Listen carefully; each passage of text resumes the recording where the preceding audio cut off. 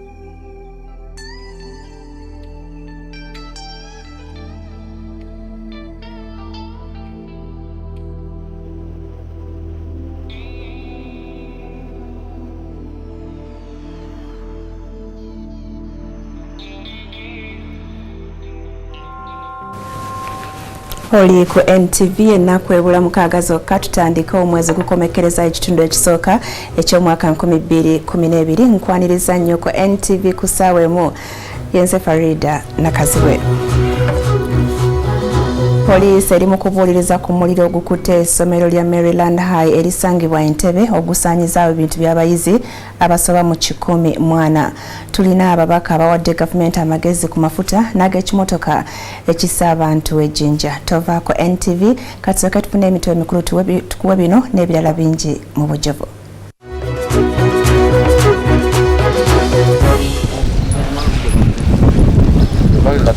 Poliisi eri mu kubuuliriza ku muliro gwayokeza Maryland High School. Ebintu by'abayizi 1,000 byasaanyeewo.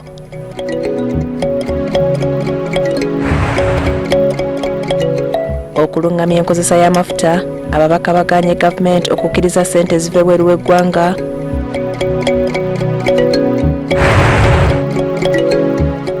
Obubbi mu kitongole kya URA, poliisi etandise okukunya abawandiisa mmotoka eziyingizibwa kuno. Songa mu mizannyo, emipiira gya league gikosezza okutendekebwa kwa Cranes olwaleero.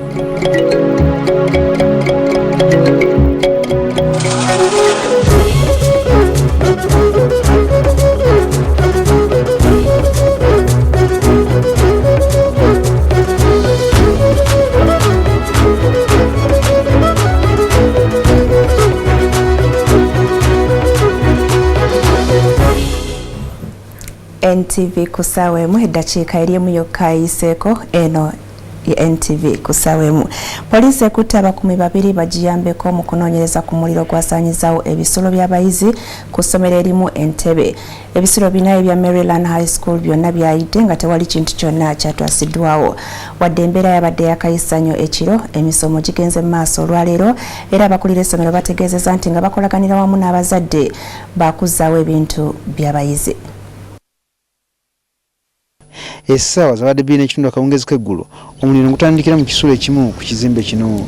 Ebisulo byabadde bisibe nga abayizi bali mu bibiina era kyatwalidde abazimyamoto akaseera katono okutuuka wano. Ekizimbe kino kiriko ebisulo 12. Omuliro gwazikiridde ng'ebisulo bina biyidde era tewali kintu kyonna kyataasiddwa. Ebintu by'abayizi ebyasaanyeewo bya balenzi abasiniya ey'okutaano naye nga tewali yalumiziddwa. Abayizi nga 172 abakoseddwa ebintu byabwe ebyayidde n'okusinga ennyo 140 ebyabwe byaweddewo naye bano abalala lumu eriraanye mu kufulumya ebintu byabuze naye tusobodde okubafunira ku buntuntu n'olwekyo essomero lyo ligenda mu maaso kati. Ekizimbe kyokka kiteeberezebwa okumalawo obukadde 6 kukizaawo so nga ebintu byayonoonese bibalirira eyo mu bukadde 64. Bwewawo ekizimbe abayinsuwa bategeezezza dda nga bagenda okukizaawo ebintu by'abayizi tebiri mu yinsuwa nga ensonga lwaki essomero liisa olukiiko ku Sande basaliramu amagezi n'abazadde. Kubanga n'abaana tetwansonga lwaki baddayo eka, abazadde abakoseddwa twabayitiddewo bazze era olw'okuba tewali mwana yenna afunye buvune kusoma kugenda mu maaso. Ekivuddeko omuliro gwo tekinnamanyika naye nga abakumi babiri polisi erutegeezezza nti bakutte bajjambeko okunoonyereza. Ronald Waswa ne Levis Ojambo tebabadde omuliro guno gwatandikidde wadde nga babadde balina kubeera ku mulimu. NTV kusawemu. Ababaka ba Parliament baganye government okukwata ssente okuva mu bagabi b'obuyambi eri ekitongole ekigenda okuddukanya amafuta ga Uganda. Kino kituukiddwako ababaka abatuula ku kakiiko akavunaanyizibwa ku bugagga obw'ensibo abali okwekenneenya amateeka agagenda okukozesebwa mu kuddukanya amafuta gano. Ababaka bano bakubaganye empawa ku buyinza obuweebwa minisita okulonda abakungu abagenda okuddukanya ekitongole ky'amafuta nga bo baagala balondebwe President Parliament ebakakase. Oluvannyuma ababaka okwemulugunya ku ndagaano ezaakuloba n'amakampuni g'amafuta nga bamu balowooza nti si za bwenkanya, ababaka akakiiko akavunaanyizibwa ku bugagga obw'ensibo basisinkanye ejjinja okunyweza emiwaatwa mu mateeka agali mu bage egiyinza okukozesebwa okubulankanya ssente z'amafuta. Basizza kimu nti gavumenti tesaana kufuna buyambi bwonna okuva mu mawanga g'abazungu ku nsonga z'amafuta. Bagamba nti singa bakkiriza gavumenti n'ekitongole ky'amafuta ekigenda okuteekebwawo kiyinza okwongeza obuli bw'enguzi. Wanga wano bakiwa obuyambi wabeerawo oluusi okwekubiira gamta gundi yatuyamba bwetwali tukolabo kino gundi yatuyamba kati n'osanga nga bannayuganda tebafunye kibasinga kwagala mafuta gaffe aga Uganda. Kati othority bwe mugenda mugikkiriza ogenda okukola ebintu bwe bityo mugenda kwesanga nga babataddeko obukwakkulizo nga temusobola na kuzimba capacity building obusobozi bw'abantu baffe abalina okusobola nabo okukola mu sekita y'amafuta. Naye ndowooza n'omuluganda mulina olugero olugamba nti ebyabwereere bikola ki? Omuntu agoberera ebyabwereere afa. Tulowooza nti ebyo biyinza okuviiramu okulya enguzi oba okuleeta ebitasaana mu ziruganya y'amafuta. Kale n'olwekyo tulowooza leka tufune ssente ezaffe zennyini. Okusinziira ku Bago, kampuni egenda okuteekebwawo okutunda amafuta ga Uganda nga ya gavumenti erina okuba nga erina emigabo gya bitundu 10 ku 100. Wabula abamu ku babaka baagala bannayuganda baweebwe emigabo. Kino no kijja abamu ku bo mu mbeera nga bagamba nti kiyinza okukozesebwa abantu abamu abayinza okweza emigabo gyonna.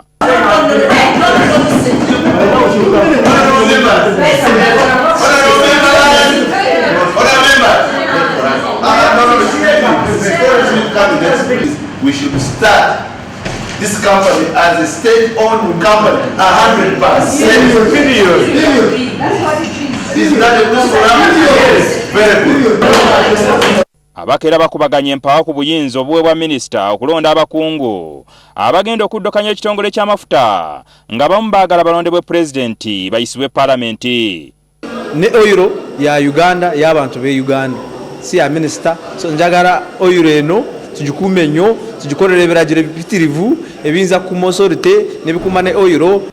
okubaganya ebirowoozo ku nsonga z'amafuta nga kugenda mu maaso baba bakabasinkanye wane ejjinja okwongera okwekenneenya amateeka agagenda okukozesebwa ku mafuta ga Uganda. Kye basinza okwesibako kwe kubanga bagaana obuyambi bwonna obuyinza okuva mu mawanga g'abazungu okufujjirira amafuta ga Uganda. Jingo Francis, NTV ku ssaawa emu. Webale nnyo Jingo Francis. Poliisi etegeezezza nga bwetandise okukunya abamu ku bakozi b'ekitongole ekiwooza omusolo ki Uganda Revenue Authority abakola ogw'okuwandisa mmotoka eziyingizibwa mu ggwanga. Kino kiddiridde abantu abatannategeerekeka okumenya ofiisi emu ne bakuulita n'ebimu ku byuma nga kompyuta okuli ebiwandiiko eby'omugaso. Okusinziira ku poliisi mu batandise okukunyizibwa mulimu abakuumi b'ekifo kino ko abakozi abasembayo okuva mu ofiisi nga tennamenyebwa wamu n'abo abasooka okutuukawo enkeera ng'emenyeddwa. Kubanga kiteeberezebwa nti okumenya kuno kwabaddewo wakati waba abakozi nga bamaze okugenda ewaka ne kumakya nga bajja nga tebanaba kuyingira. Kyetusuubira nti ebbanga lino abakuumi balina okuba nga abantu abavunaanyizibwa okukuuma ekifo kino balina okuba nga babadde bakola batuukiriza obuvunaanyizibwa bwabwe obw'okuwa ekifo kino obukuumi. Era okusinziira ku bambega ba poliisi waliwo n'ebimu ku bintu bye bafunye nga bino bisuubirwa okugiyambako okutuuka ku bantu abamenye ofiisi eno ne bakuulita ne kompyuta ko ebimu ku biwandiiko. Era nga wenjogera bagezaako kubyanalyzinga nakulaba kiki kye bitegeeza. Ofiisi emenyeddwa yeekola ku kuwandiisa mmotoka era nga kino kyalwokula okusatu lwa wiiki eno. Motive eyinza okuba nga badde baagala ssente oba babadde baagala information tetunaba kumanya. Kyokka kisuubirwa nti ekkobaane lino lyandibaamu abamu ku bakozi b'ekitongole kino ekintu abakulu mu URA ekibaga nti basobola kukibuusa maaso. Tetuyinza kuwegaana nti ab'omunda tebakiriimu, leka tulinde investigation bw'eneegenda naye tetuyinza kukyegaana ekyo kuba Saala Birungi nga ye mwogezi w'ekitongole kino akkaatiriza nga bwe watali biwandiiko by'amaanyi byabuze mu bunyazi buno naddala ebikwata ku mmotoka ezibadde zikyagenda mu maaso n'okwekebejjibwa ekitongole kino. Bwe batutte ebintu ebyo ku kompyuta ne files awo si we tutereka information eri very important ekwata ku kitongole nekwatagana ne ku mmotoka ezo ze ba verifyinga si we tugitereka tetuzitereka awo just kumpimpi omuntu yenna wayinza okumenya n'ayingira n'agitwala. So waawe babitutte information ne data eri important era gye tukolerako eri walala eri very safe. Bino ebijjidde ng'ekitongole kiri mu kubuuliriza mu mmotoka eziwera ddala 500 ezigambibwa okuba nti tezayita mu makubo amatuufu okufuna ebiwandiiko ebizoogerako. Kuno kw'ossa obuwumbi bw'ensimbi za Uganda 10 obugambibwa okuba nti bwakumpanyizibwa abamu ku bakozi b'ekitongole ekiwandiisa mmotoka nga bino byalabikira mu alipoota ya ssaababalezi w'ebitabo bya gavumenti. Julius Senkandwa, NTV.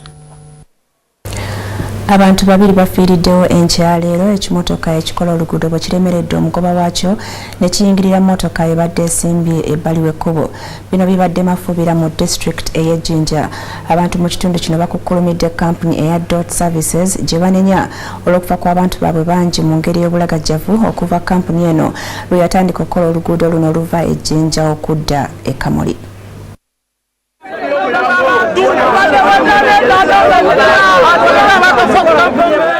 Akabenje kano kaguddewo ku ssaawa 12 n'ekitundu ez'enkya leero.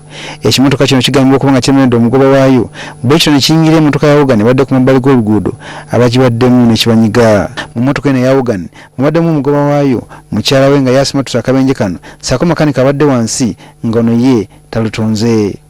Kino kinyiza abatuuze mu kitundu kino eky'Amafuubira abagambye nti obubenje bususe mu kitundu kino nga bagamba nti buba ku ngeri embi aba kampuni ya Dot Services gy'ekolamu emirimu gyayo. Aye ngaifa abatyami ab'ekitundu kino kasooka kampuni eno entandika kulima luguudo luno tuli kufuna bizibu byereere. Tuli kusaba nti singa kampuni ya Dot tesobola kulima luguudo okusinga olw'okufiirwa abantu eruveeku gavumenti etuweereza kampuni eyindi. Accidents muzimanyi accidents ziba nomu tujja gamba nti gundi yagadde okuta omuntu oba gundi yagadde okuta naye badde accident Jackson wezibeerawo naye engeri gye bavugamu mmotoka ne babalaba akaana akatonga akalisala bo baleeta bulesi.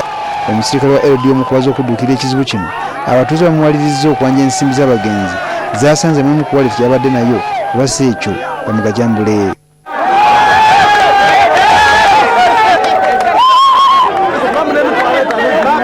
Ssente zino oluvannyuma zikwasiddwa ssentebe w'ekitundu kino nga yagenda okuziwa ab'eŋŋanda. Oluguudo luno lumaze kumpi emyaka 3 nga lukolebwa naye nga teruggwa, era nga luno luva ejjinja okugenda e Kamuli, ng'ebiseera ebisinga abatuuze bazze balwemulugunyaako. Bibadde ejjinja eri mu Busoga. Emyaka katubala 5 nga NTV ekuweereza mu bimu ku bikujjuko eby'okujaguza emyaka gino. NTV yatandika kaweefube w'okuddiza ku balabi baayo era nga yasookera katalemwa mu baana bakateyamba. Olwaleero NTV eyongedde okwolesa omutima omugabi bw'ekyalidde abayizi ab'essomero lya Wandege ya Muslim Primary ne baako ebitabo bye bagabidde. Essomero lino lya gavumenti era abaana abasinga okulisomeramu bali wansi wa nkola ya UPE. Lino lyatandikibwawo mu myaka gya 5 ng'abaana b'abasomesa b'e Makerere be baalisomerangamu mu biseera ebyo. Abayizi abali eyo mu 1200 mu kiseera kino be basomera wano, naye ng'embeera mwe basomera naddala bwe kituuka ku bikozesebwa ng'ebitabo si yeeyo eyinza okwogerwako nti ya mulembe.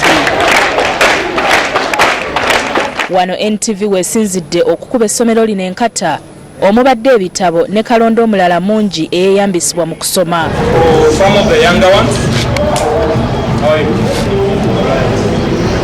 So thank you very much for the welcome and I look forward to, these are just books. If you don't read them, they have no value.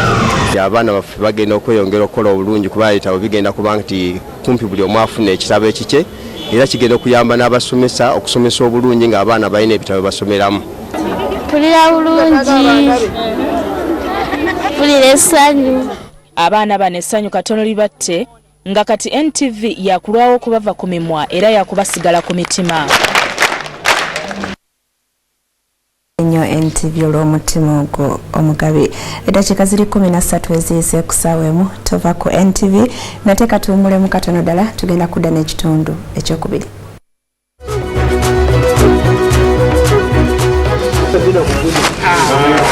Omurasita akwatiddwa e Masaka asangiddwa n'ekkutiya y'enjaga ense.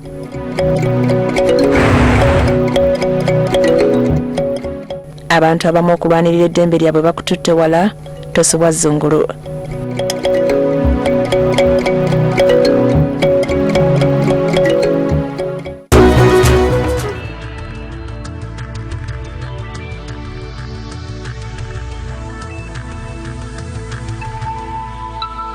This is NTV.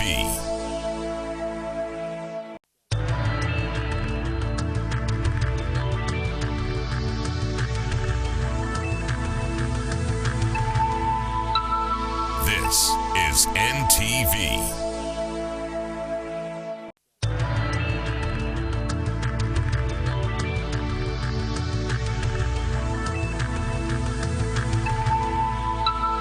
This is NTV.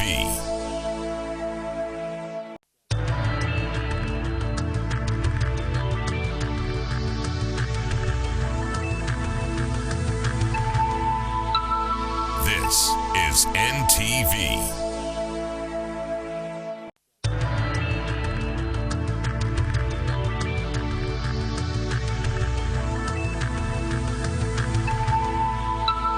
This is NTV.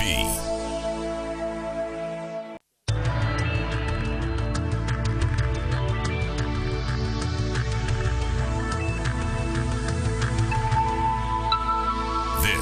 is NTV.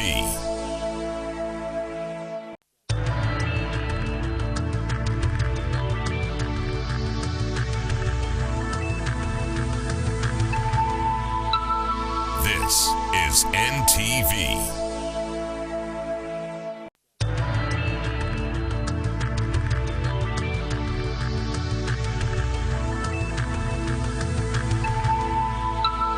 This is NTV.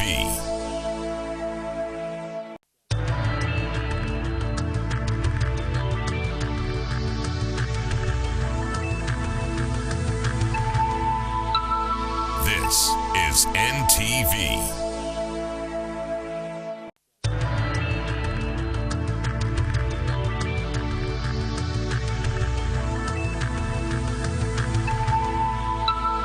This is NTV.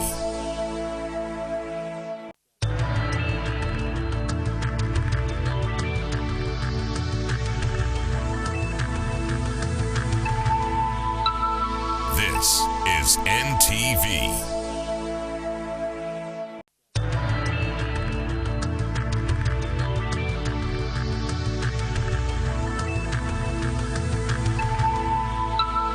This is NTV.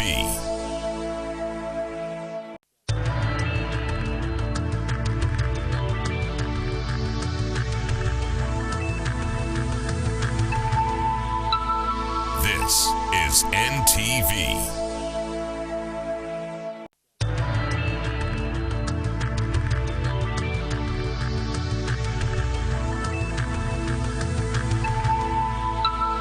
This is NTV.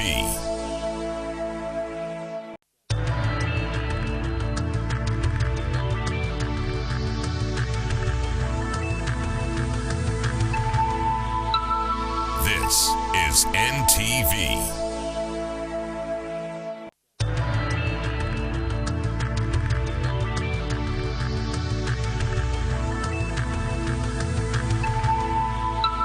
This is NTV.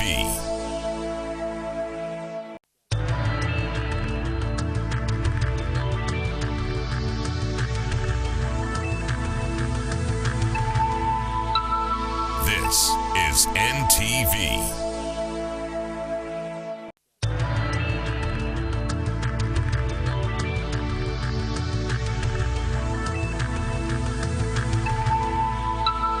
This is NTV. Malala, police mu town y'Ennyendo Masaka eriko omusajja omurasita gwekumbemu bwala bwe musanze ne kutya y'enjaga. Ono police egamba nti abadde takoma kuginywa wabula n'okutunda akwatadde. Mu kitundu kye kimu eky'e Masaka wali obutimba bw'ensiri obuboyeddwa era ne bwokyebwa.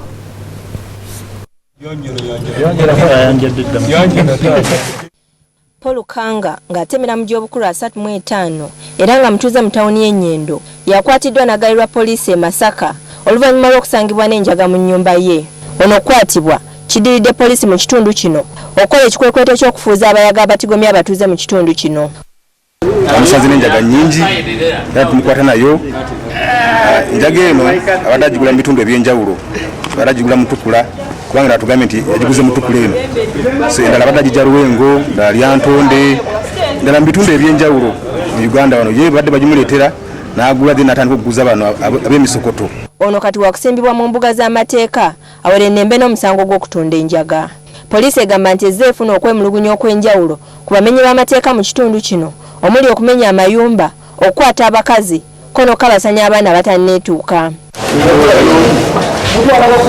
Ate mu kitundu kye kimu eky'e Masaka abakwasisa b'amateeka naddala mu kulwanyisa envuba embi bakoze omuyigo gw'obutimba obukyamu era okakana ng'obubalirwamu obukadde bwa Uganda 10 busangiddwa mu nnyumba z'abavubi ku mwalo gw'Eddimo ne Lambu era ne bwokebwa. Obutimba obabuyita monofilament oba manyala naye nga obutimba bubi nnyo. Bannannyini bo badduse ne babulekawo naye ne tusobola okubukonfiskate nga tusobola okubukwata naye kati tubuleese wano tubwokeza nga twagala okulaga abantu nti ekintu kye bakola kibi nnyo kubanga ennyanja bagenda kugimalawo.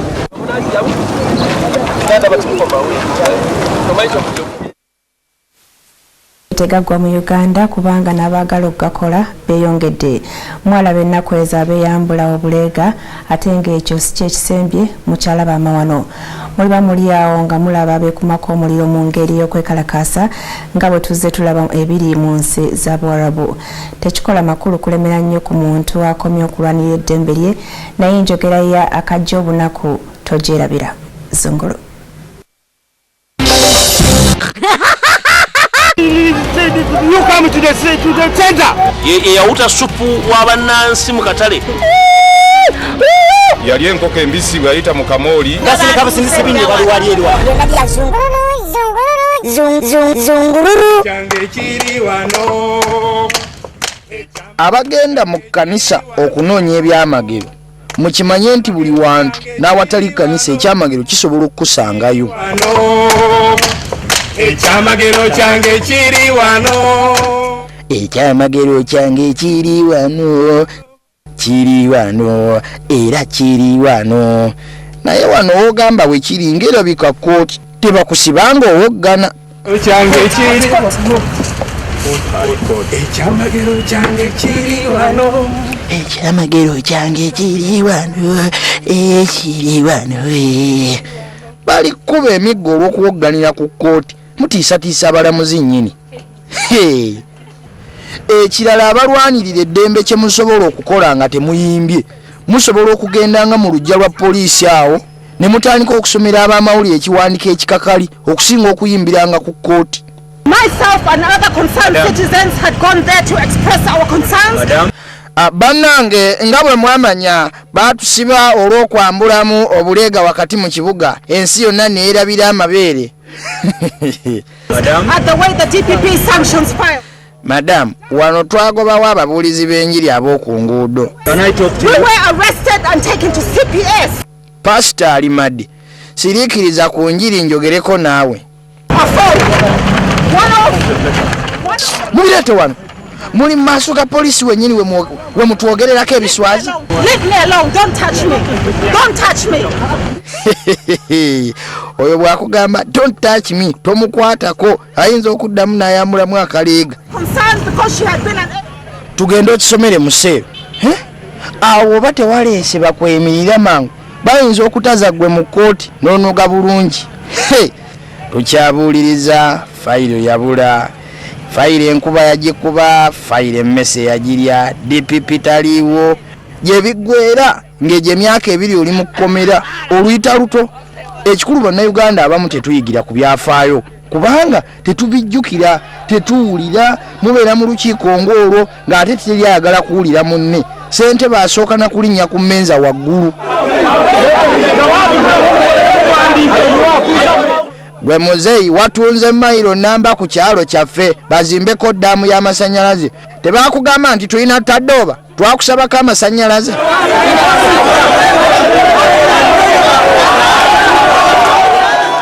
Bannange muwulirize sinnatundako ku ttaka lya kyalo bannange. Awo bw'osanga batasaaga ng'abeekawuulu mu buyiiko eyo emmenza bagikuwanulako.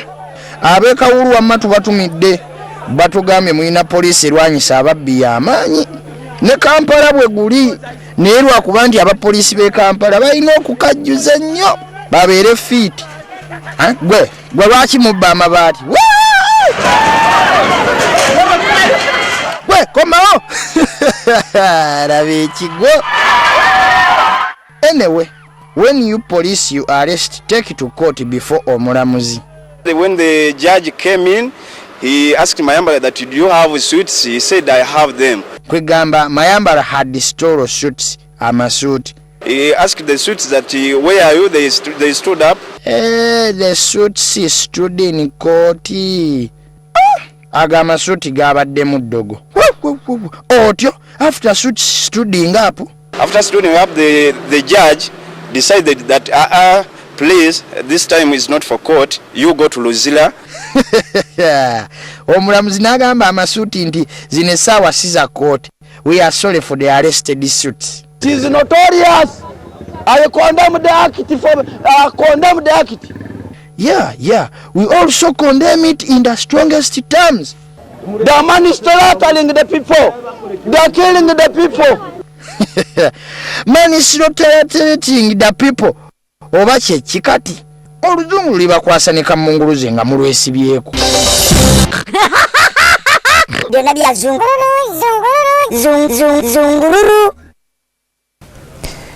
Byonna bya zungululu kyali ku NTV kusawemu katwongere tumbulemu katono ddala tovaawo bwe tukomawo bya mizannyo.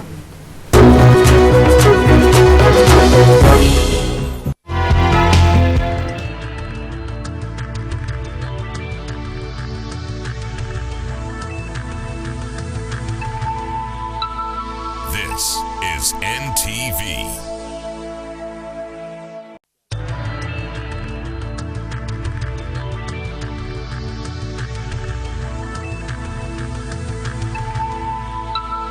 This is NTV.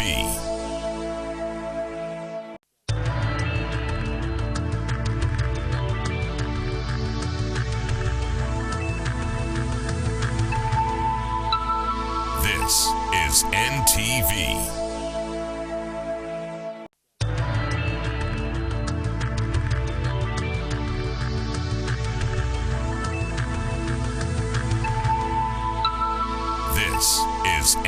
NTV.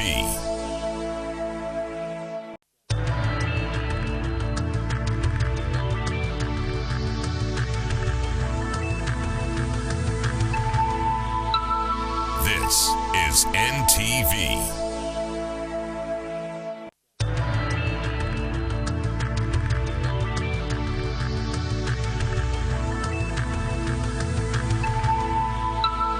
This is NTV.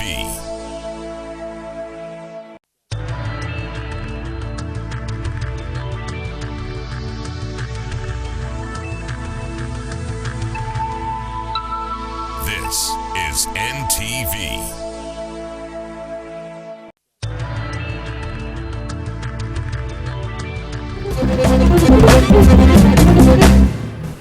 Ebula 3 zokka okwera essaawa 1:30 mu mizannyo olwaleero Airtel Uganda etongoza enteekateeka yaayo ey'omulundi ogwokubiri mu effeffettera ba musaayi muto abalina ebitone mu kusamba omupiira. Empaka zino zeetabamu abaana abali wansi w'emyaka 17 era nga zaakutandika omwezi ogujja. Airtel Rising Star yakuwa ba musaayi muto bano okuva mu bitundu ebyenjawulo omukisa okuvuganya mu ngeri enabayamba okwolesa ebitone byabwe.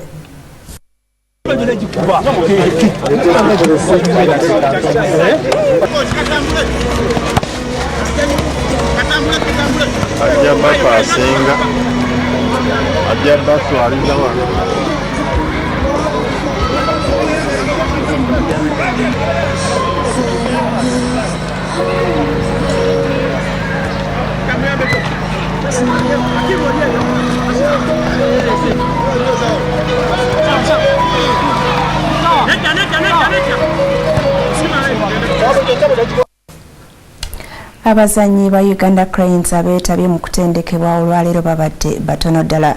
Kino kivudde ku mipiira gya League eyakuna egisambiddwa olwaleero. Kino tekijja mutendesi Bobby Williams mu mbeera era mugumu agamba nti mwetegefu okuwakanya mu kikopo kya Africa n'ekyensi yonna Uganda Cranes kyeri mu kwetegekera mu kiseera kino. Abazanyi 16 ku 20 abali mu nkambi enkyaleero batendekeddwa Namboole nga ttiimu ya Uganda Cranes yeeteekera okuzannya mu kikopo kya Africa wamu n'ekyensi yonna omwezi ogujja. Buno gwe gwadde omulundi ogwokutaano ttiimu eno ng'etendekebwa nga yeeteekera okuzannya mu bikopo bino. Uganda yakoma okwetaba mu kikopo kya Africa mu mwaka gwa 1978. Wabula okutendekebwa kw'olwaleero kutataganyizibwamu olw'emipiira gino okuzannyibwa mu liigi y'eggwanga era nga abazannyi Robert Ssentongo ne Simon Masaba tebabaddeeyo. Wadde waliwo abamu abagamba nti ttiimu eno terina bazannyi balina bumanyirivu bumala, ye omutendesi waayo Bobby Williamson agamba nti kino tebasaana kukiteekako nnyo ssira. Williamson agamba nti abazannyi beeyongera kutereera buli lukedde era nga manyi nti omupiira gunaatuukira nga ddala bamalirivu. Ndowooza Angola tulina kubeera wamu kubeera nga tuli compact bulungi engeri gye tugenda okusambaawe tuleme kuluzinga kwegamba kubeera nga twewa nnyo space bwetyo engeri gye tugenda okusambaawe tubeere nga kwegamba tuli tight. I'm experienced enough to be able to gauge that. I've worked in football for a long time and I know when to work players hard and when not to. We've still got a lot of days left between now and Angola, so we can work hard and put that. Okutendekebwa kuno kujja genda mu maaso n'enkya mu kisaawe Namboole. Uganda yakuzannya Angola nga 3 omwezi ogujja mu kibuga Rwanda ate oluvannyuma ekyaze Senegal ne Congo Brazzaville mu Kampala ng'ennaku z'omwezi 8 wamu ne 16 omwezi ogujja.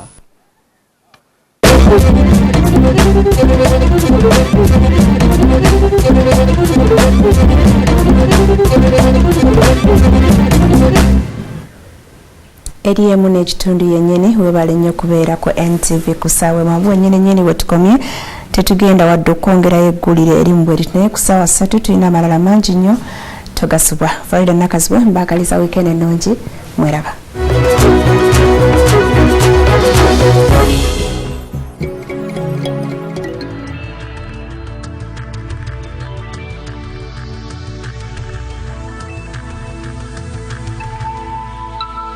This is NTV.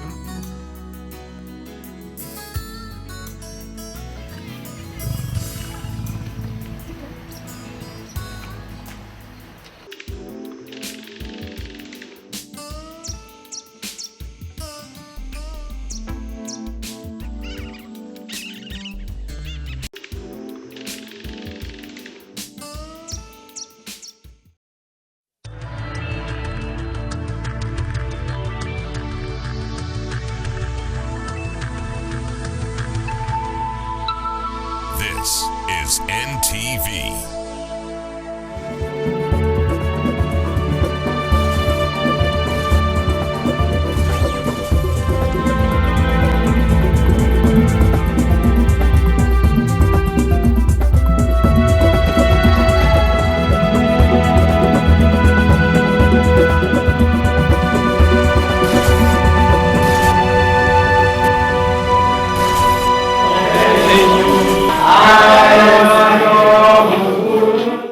Welcome to this edition of Who We Are. Last week we were in Mbale, where we found a Jewish community struggling to fight extinction in the remote Nabugoye Hills.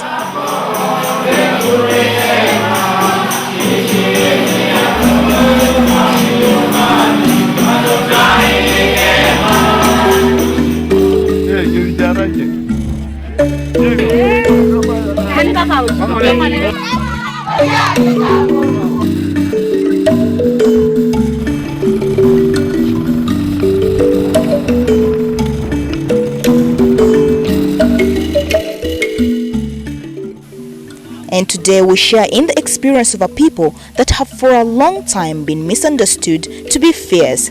This is because these semi-nomadic herders, the Karamojongs, have not received much exposure.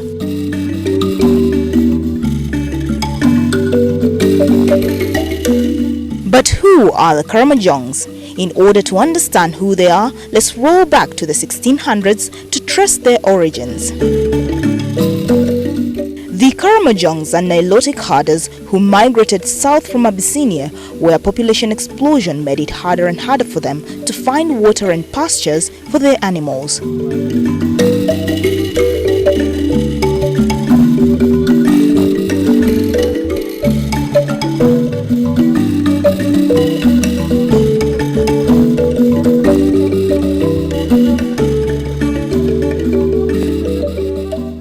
They first settled at Mount Apollon, where the Turkana live in present-day Kenya.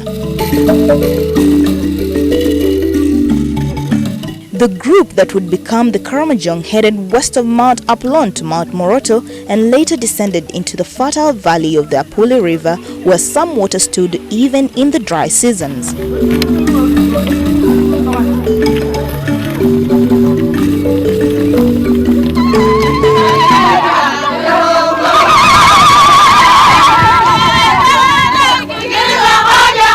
The younger generation later spread to occupy Teso and Lango, and the elderly people who were too tired to continue stayed behind with their families.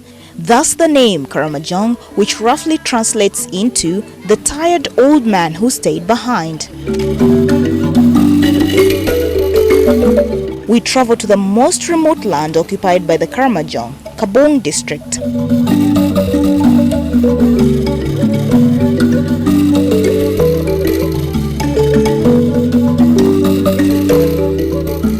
We use the eastern road through Mbale, Soroti and Abim districts.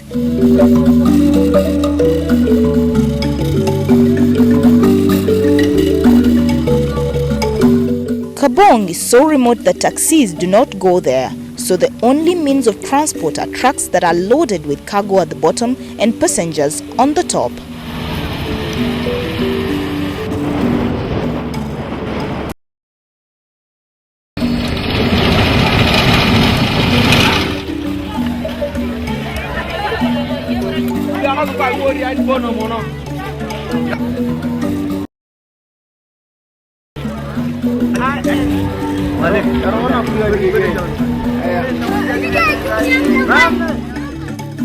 In Abim, we passed through this rather forested hill, which has been a danger zone for many years. The warriors would hide amidst the trees and rocks and attack civilians.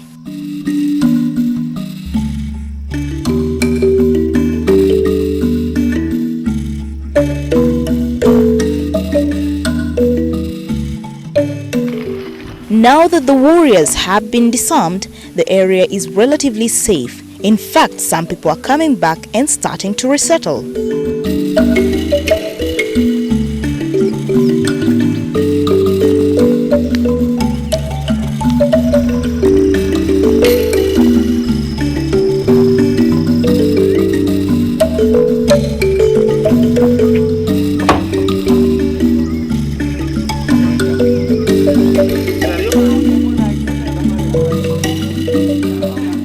Farther ahead near Abim Trading Center, there are some Karamojong who are at least developed and do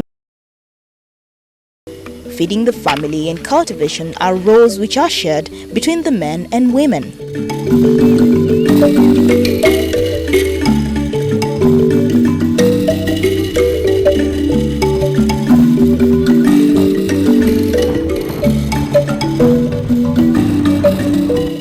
From Abim all the way to Kotido and Kabong, we pass through semi-arid Karamoja that has little or no vegetation, sandy soils and thorny shrubs.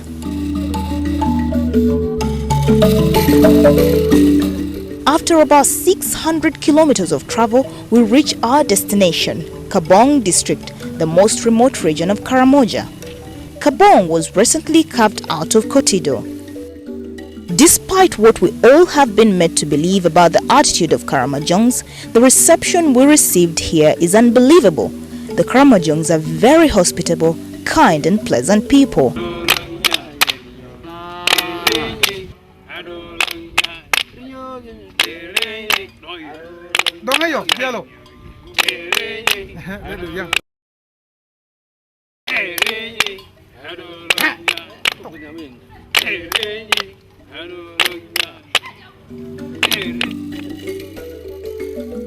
Without electricity or piped water and commodities almost double the price, it is indeed very hard to survive. Yet in the midst of all these seemingly impossible conditions, a peaceful and content community of Karamojong lives.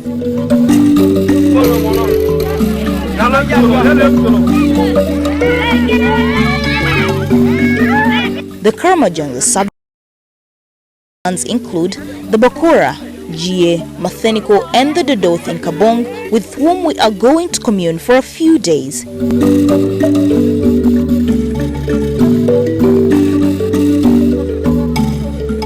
When we return, we'll look at a typical Karamojong Manyata family.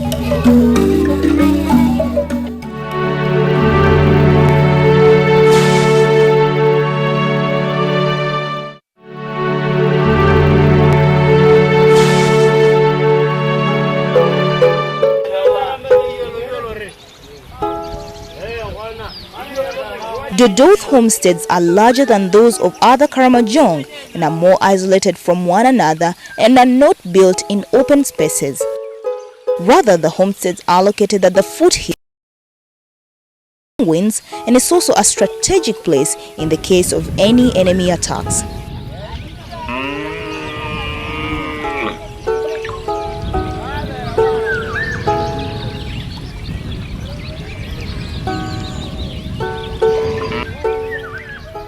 Surrounding the homestead, upright poles are thrust into the earth, intertwined with branches and packed with mud and cow dung, forming a sturdy wall with only one or two small openings.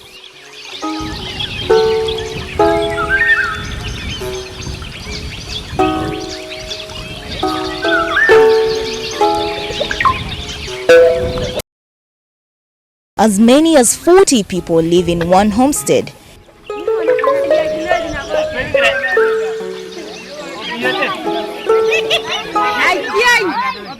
Each wife has her own hut and fireplace, and a dozen girls often build huts of their own next to their mother's huts. A dozen boys also build a larger men's house where they live before marriage. The Karamojong speak a language that sort of sounds like Ateso.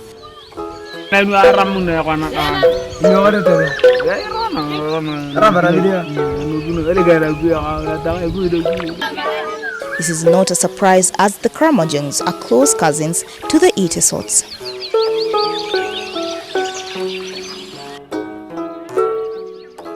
Among most Karamojong people in a homestead are related by descent through male forebearers. The Manyata we visit is headed by Iluka Longolomeyo, who has 6 wives and over 20.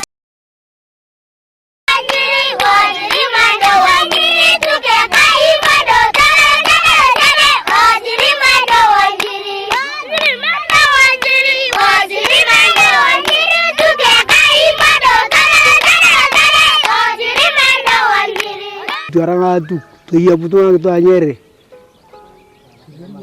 Apete wala mani kwere. Apana na kipi. Apana koro. Iluka lives in this Manyata with his 6 younger. Amani edugere la regarding la piomine.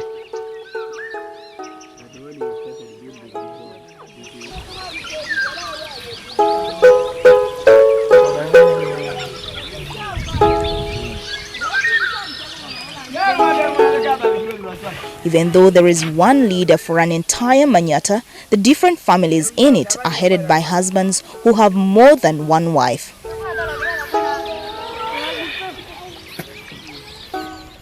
During our stay at Iluka Longolmel's Manyata, we witnessed the roles women and men play in maintaining a home.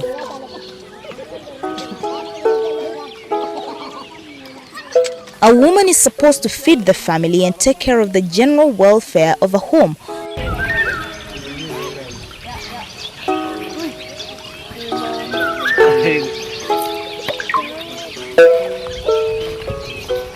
whilst the man takes care of cattle together with the younger boys as he grooms and teaches them on how to be good shepherds and pastoralists.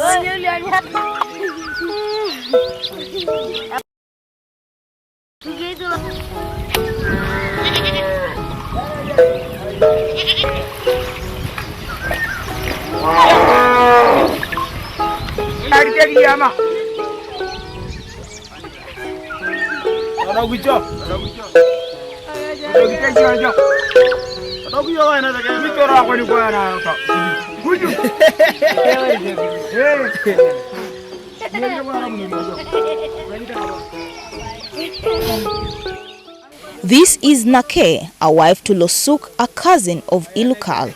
She wakes up in the morning and starts preparing food for her family.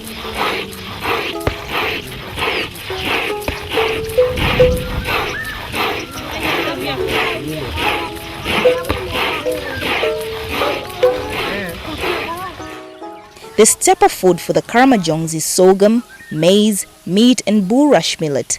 It's a green millet grain that is common only here in Karamoja.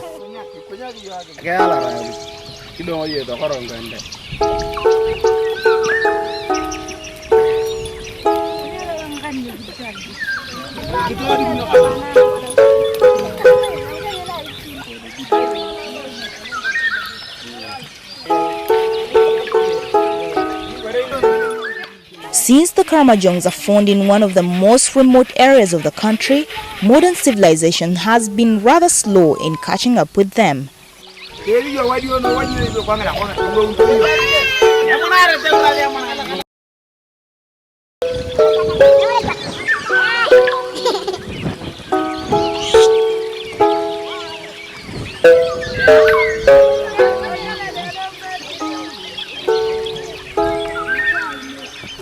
What more do women do in order to make a little money? We shall unfold that next on Who We Are.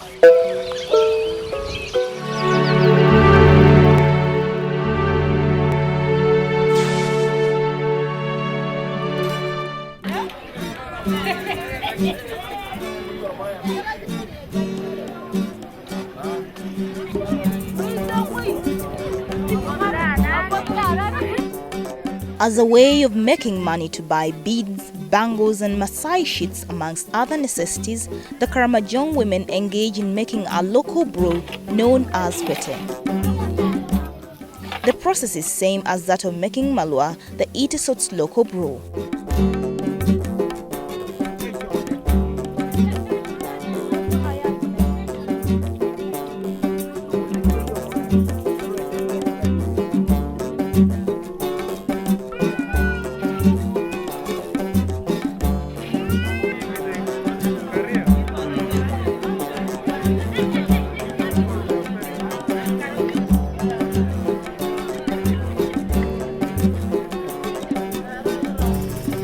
This is incorporated in their daily work and inevitably a big and constant challenge which they face in this semi-arid part of Uganda is that of water.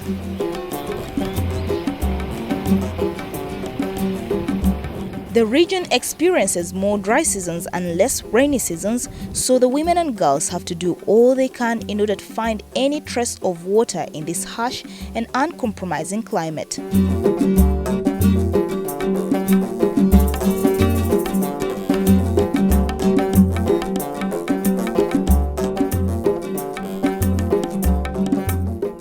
Women and girls travel long kilometers in search of water in the scorching sun.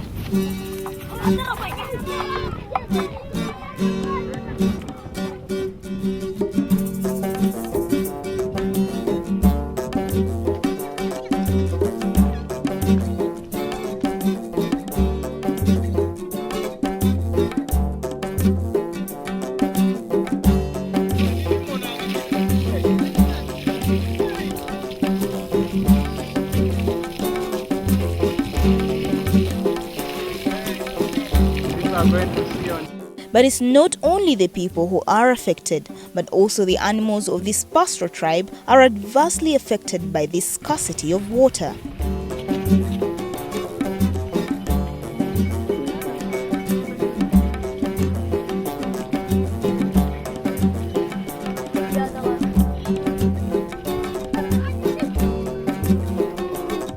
Much of Karamojong is dry, including all the seasonal rivers, with the exception of River Apule in the Cradle Land.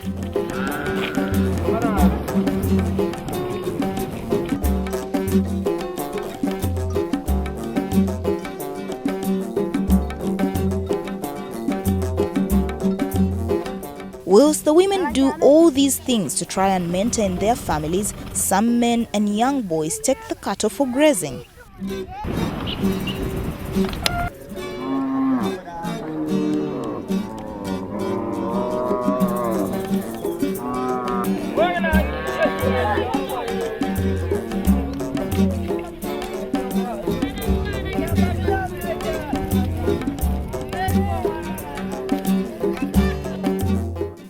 Other men stay at home with the elderly ones and spend the entire day sniffing tobacco and generally doing nothing.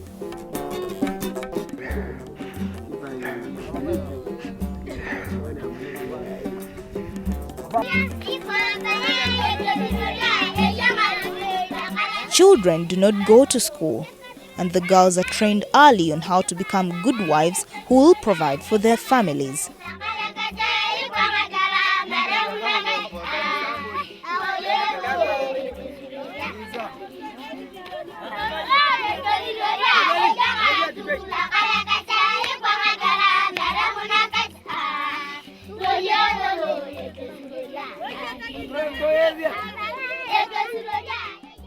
Bas, yo poni yo tinga ya bele. Kachamu ya bele lokoka. Ani kachamu ya bele lokoka. Haya lokoka. Paka nege. Ani ananguni adete angaitu alugdorialo. Wo tai bas. Tarama nyilope. Kudong ngogunege. The Karamojongs live and die for cattle, the determinant of seemingly everything in a pastoral life. Ebe roba. Ebe ni kiliada to tuaranga itu. Ani apolo ya eka katantu itu no. Ebe ni peleda. Ava unio, ani ava unio. Minlo kile. Pene kidia unanga itu. O tai hauna malege. Ato yare am. Apake. This is what drives many to live on the edge, as nomadic warriors are constantly on the move to find water, to increase their herds, to defend their own, and to get cattle for dowries.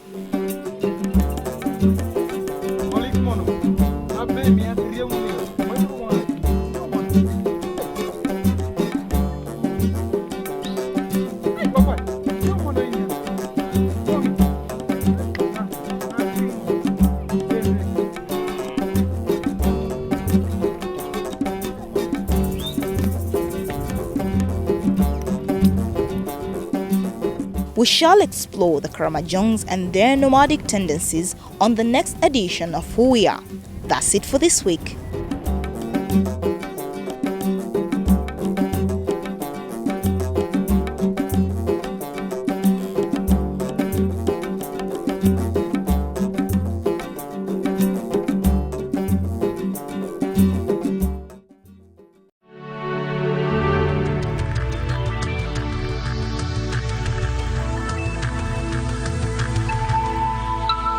This is NTV.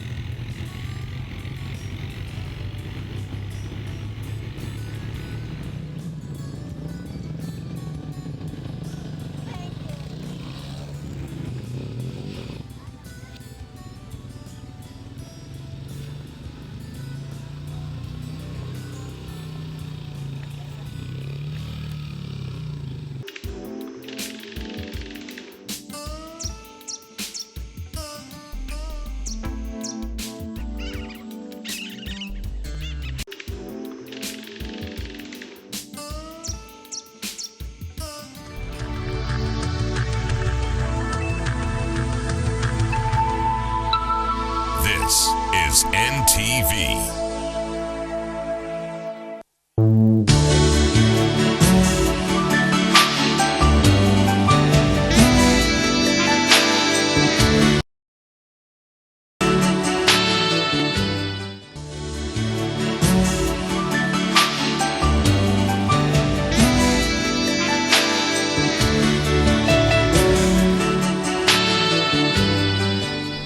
Today, on Showcase Uganda, we continue our sojourn through the profoundly beautiful Eastern Uganda.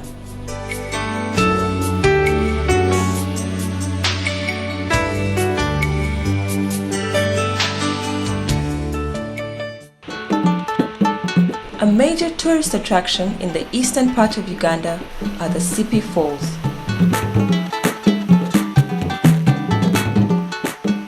In all their wonder, the falls are an incredible profusion of nature's ironic simplicity and blended magnificence, and are often described as perhaps the most romantic falls in Africa.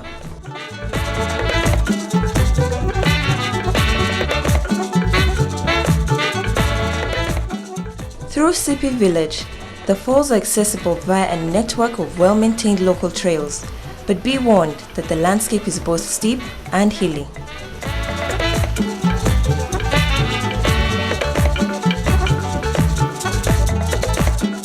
In fact, the slopey landscape, adorned by typically African huts, all demonstrate an authentic link to the magnificence and profusion of African beauty. After a long and tiring day of trekking through the forest trails in and around Sipi village, Lakam Lodge, just off the main road, has plenty to offer. The lodge provides the most incredible view of mountainous plains of eastern and northern Uganda, making the visit memorable and a pleasant place to spend a few days unwinding. The lodge is built on a rock within roaring distance of Sipi Falls, and the cool water sprays and breeze from the falls create a perfect environment for its visitors.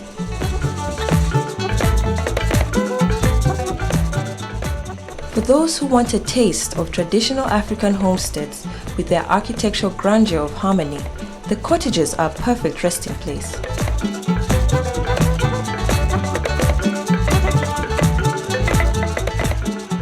The cool and stunningly beautiful African huts are situated in a prime position overlooking the falls and the plains that roll as far as the eye can see.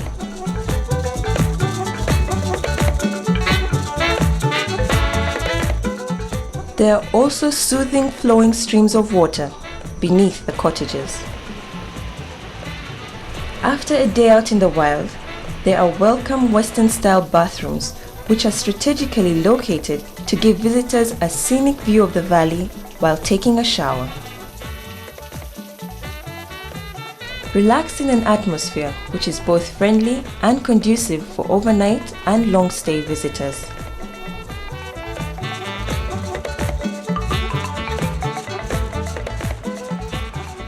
The lodge is run very efficiently, back and calming atmosphere. Culinary delights range from real Ugandan local dishes to exotic ones, with orders placed well in advance by guests before meal times. The theme at Lakam Lodge is specialized and personalized service, with the size of the facility complementing the same. There are various other small hotels, lodges, restaurants and campsites within and around Sipi Falls that also offer accommodation. These are Sipi Rest Camp, the Crow's Nest, Go Down Bar, all depending on the size of one's pocket and the type of travel experience expected.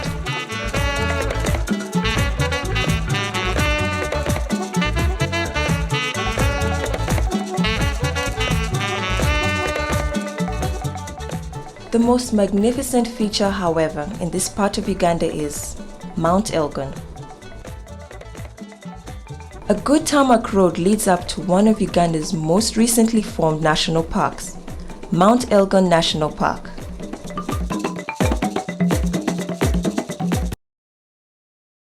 of flora on this vast scale, a ready reminder why Uganda truly is the pearl of Africa.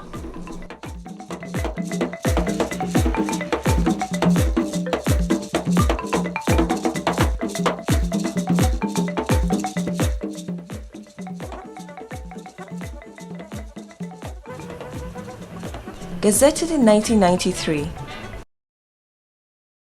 5 square kilometers, which make up Mount Elgon National Park, conserving and restoring the original forest that once covered the slopes, enabling the mountain to continue its essential role as a major watershed area. Although many animals are present in the park, past harassment by poachers has made them extremely shy, and most parts of this park are termed as once encroached land. The park also abounds with a variety of rare and beautiful flowers. However, the growing population around the park has led to detrimental consequences like continued poaching and deforestation. They had their own land, public land, so they had to come in this forest reserve for cultivation. And as they continue cultivating, they adapted to set up. Community-based programs supported by the Uganda Wildlife Authority have been enacted to protect the sanctity of the forest.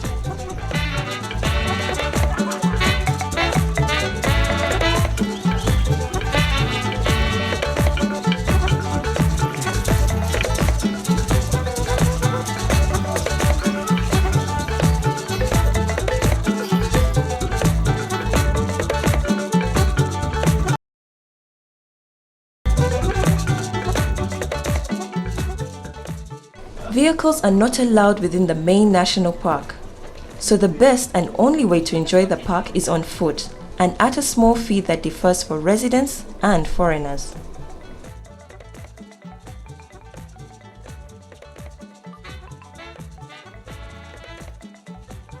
Uganda Wildlife Authority wardens are on hand to guide a fact-filled trek, and visitors can choose to take the short or long treks through the forest area.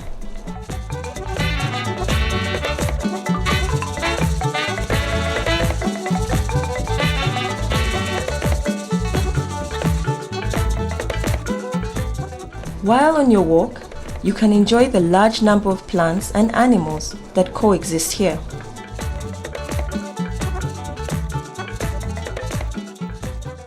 The vegetation here has adapted to the extreme weather conditions in bizarre ways, as you'll clearly observe when you see the giant trees common in this area.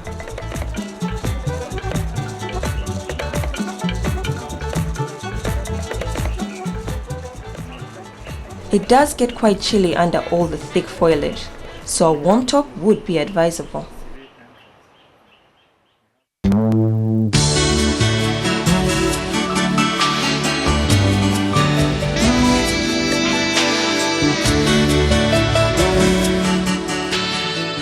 When Showcase Uganda returns, our journey continues to the depths of eastern Uganda.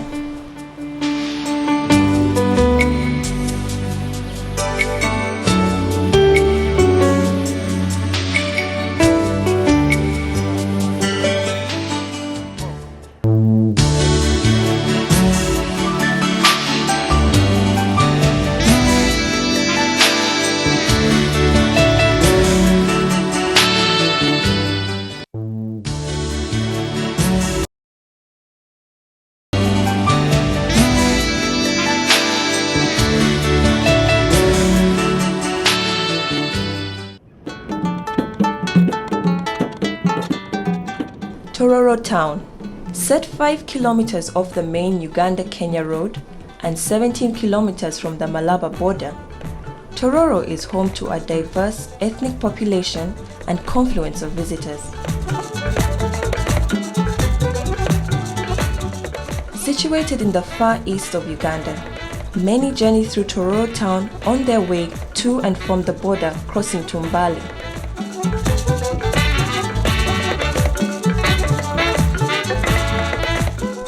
The gateway buses are frequent throughout the day, coming from Kampala, continuing to Mbale Soroti, then either to Lira or Moroto.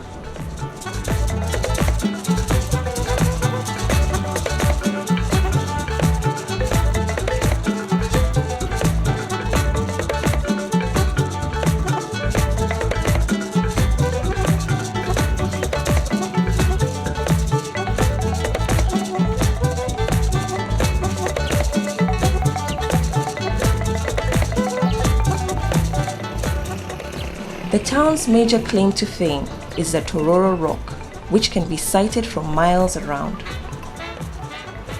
Entering the eastern district of Tororo, you will be overwhelmed by this imposing natural landmark. As you approach the town, it welcomes you, and as you leave the town, it bids you farewell. Even after traveling kilometers out of town, it is there to make sure that you are really on your way. The land feature rises high in pursuit of the skies like a huge watchtower. As someone once put it, the Eiffel Tower is to Paris as the magnificent Tororo Rock is to Tororo District. Tours to the rock can be organized, and at the rock there are steps and ladders to help you get to the summit with the additional help of guides. The rock sprouts from the plains like a bull's hump and is noticeable from miles away. Like a defiant tree stump with buttress roots firm on the ground, it spreads into the plains. Tororo Rock is a volcanic plug that rises about 1,800 meters above sea level. The rock is a gift of nature to the people who hail from its vicinity. The sight of this impressive landform warms up their heart. It is a radar that shows them that their homes are just around the corner.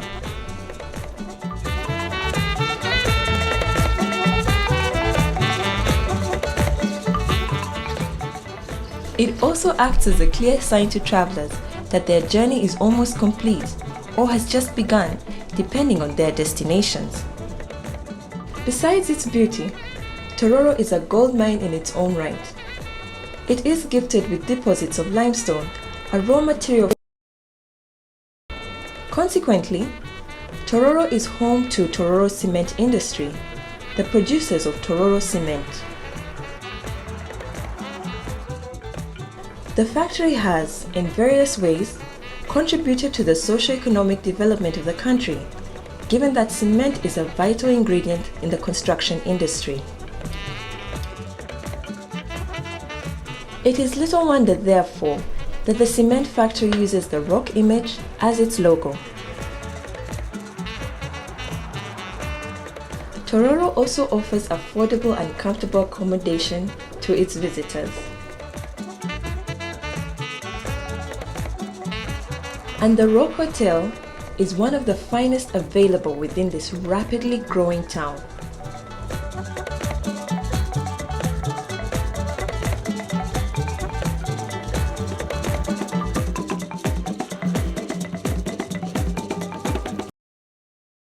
Although quite a long way from Kampala, Tororo is a pleasant town to pass through and visit.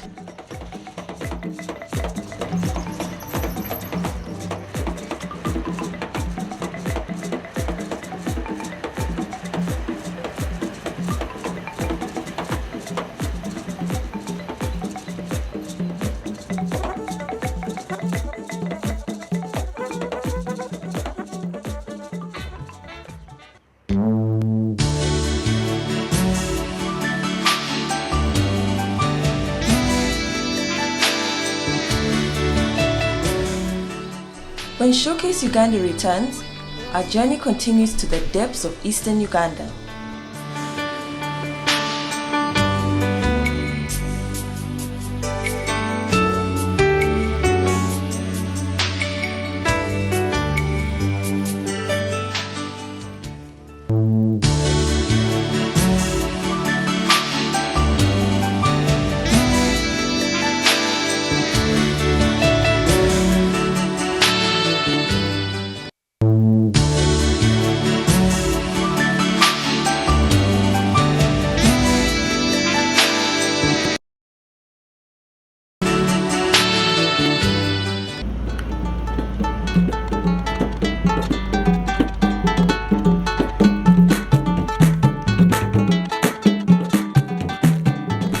road to the border is fairly good, although you will encounter a few potholes.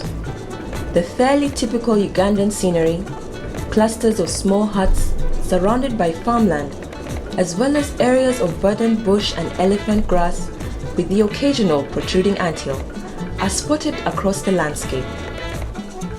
There are also stretches of hills separated by marshy swamps.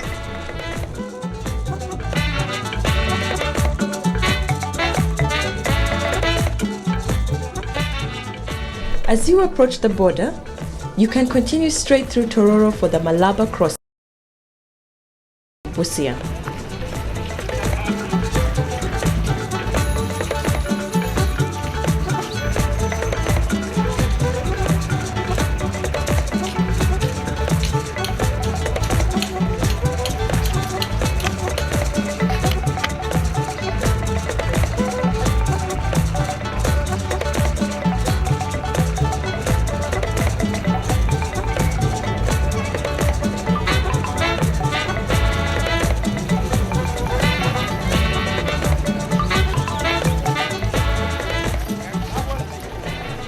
The roadblock at this turning is there to stop smugglers. From this point, you are still able to see the Tororo rock high.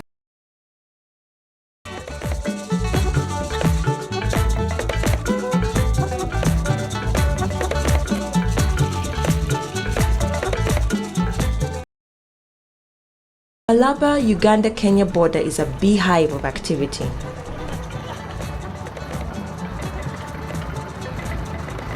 Here, transactions to and from Kenya and Uganda make the border both alive and interesting. Buses also ferry visitors back and forth. A 9-hour bus ride from Kampala to Kenya's capital Nairobi is the most affordable and popular means of travel for most East African visitors.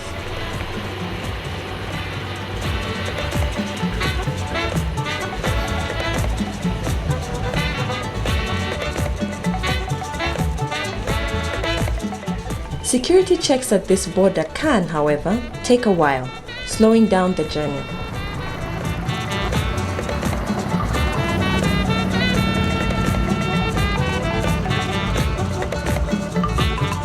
The small town of Malaba is ethnically varied and a busy trading center. Although small and hardly developed by most standards, it continues to experience sporadic growth.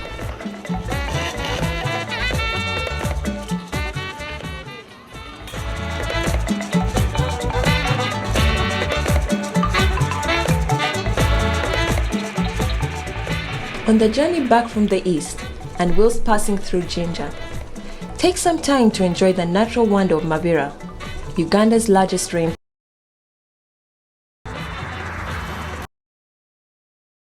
Jinja to Kampala Highway and is 54 kilometers from Kampala City, 20 kilometers from Jinja.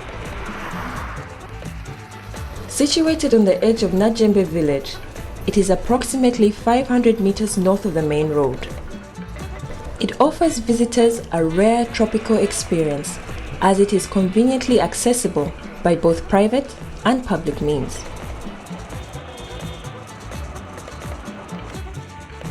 This huge and naturally beautiful forest is 306 square kilometers and can be explored via an extensive trail network.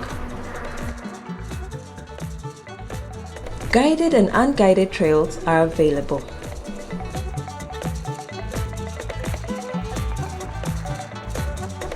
Forest trails cater for people of all schedules and abilities and give its visitors fantastic views of the forest canopy and opportunities to discover a fascinating array of forest life.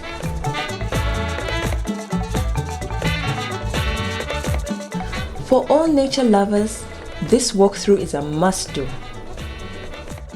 The forest is both a beautifully tranquil and a relaxing environment in which to unwind and stretch after a long ride on the road.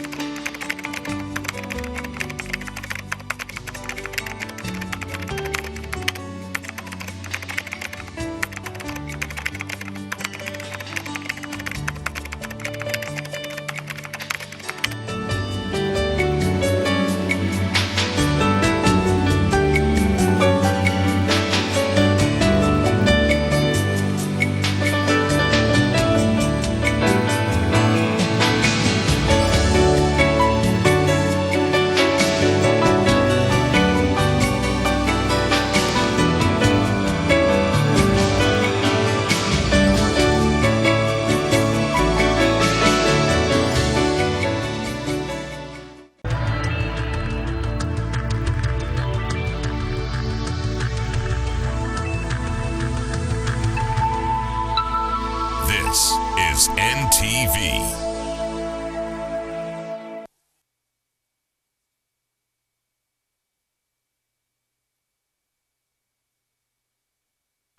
Look at.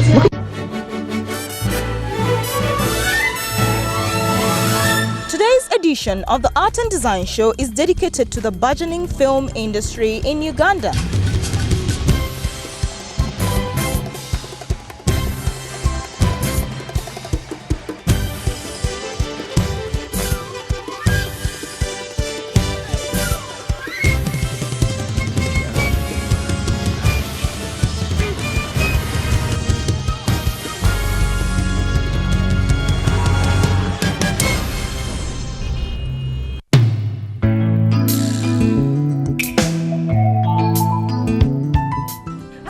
Is one of the most far-reaching mediums in the modern world, one that essentially validates a culture. Film in Uganda, though relatively young, has demonstrated its ability to stand out and be recognized and awarded for its efforts and standards. Examples of such early works include Adopted Twins, Friends in Need, amongst others. We visited the first film institute set up here in Uganda and had a one-on-one with a director of the school.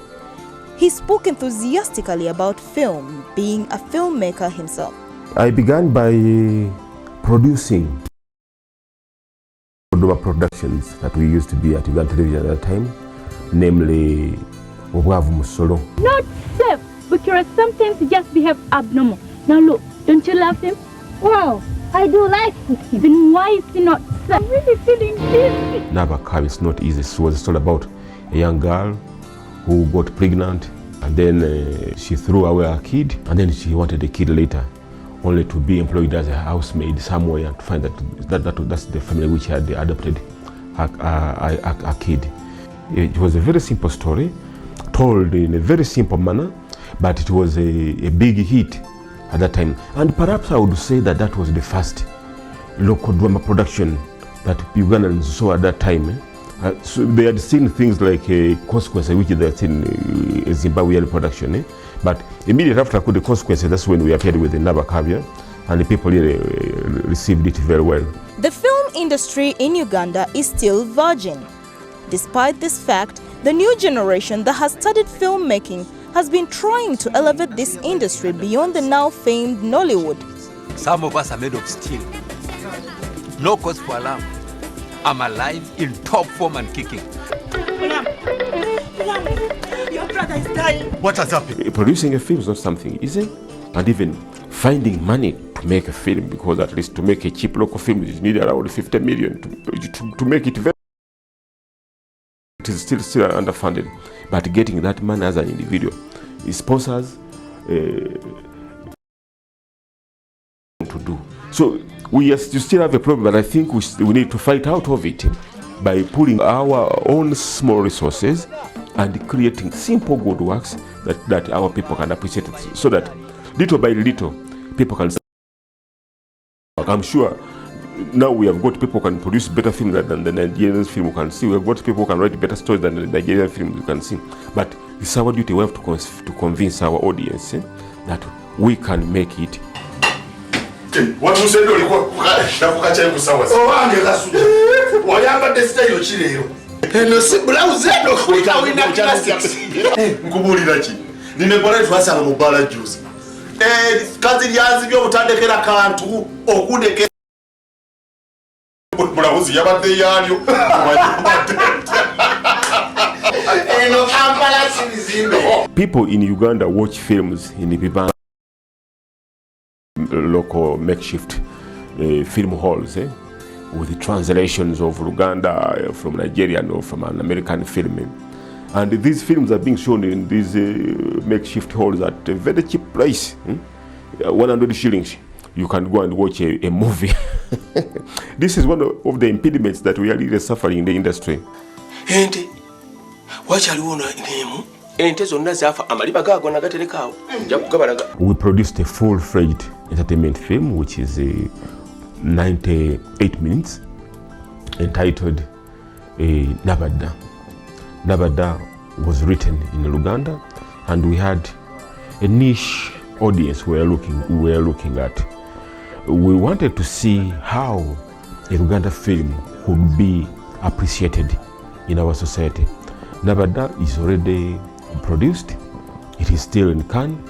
We are making preparations to market it and to see how we can take it for the first time. This is our first venture as a commercial film, but in brackets I would say so many problems surround making a commercial film in this country because people have been bombarded by many Nigerian films and many maybe quite well-made films, but we still have a feeling that we need to produce for our people. We need to tell our own stories.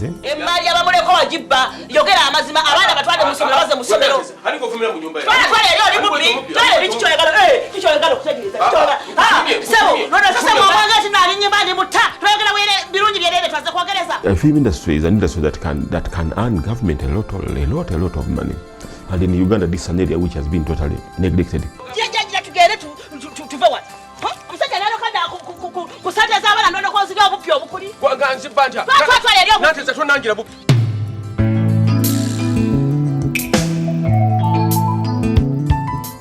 On the entire African continent, there are few, if any, training programs for aspiring filmmakers.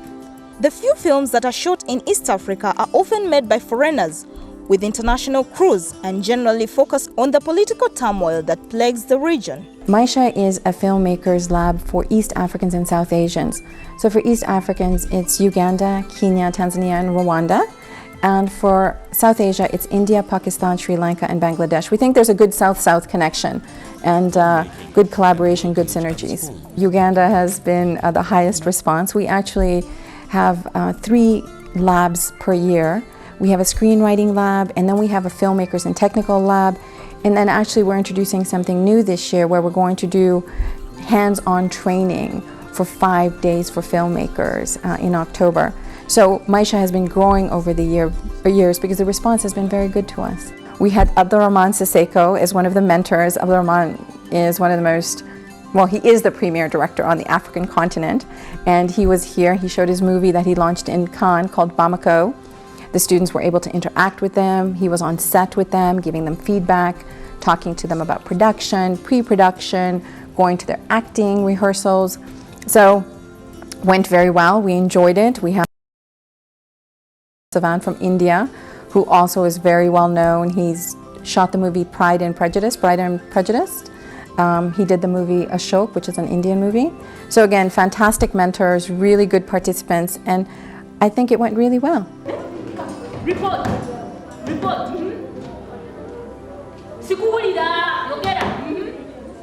The Filmmakers Lab is a screenwriting and directing lab. And anybody can apply to that lab. You don't have to be a filmmaker because we understand that there isn't formal training for film in East Africa, really, especially in Uganda. So we take people who give us good stories. That's the ability to apply to Maisha is, do you have a good story to tell? And that's the criteria. What we've also expanded into now is a technical lab because we believe that there are people in sound, cinematographers, and editors who also need assistance. So our training is growing as we find the need for training.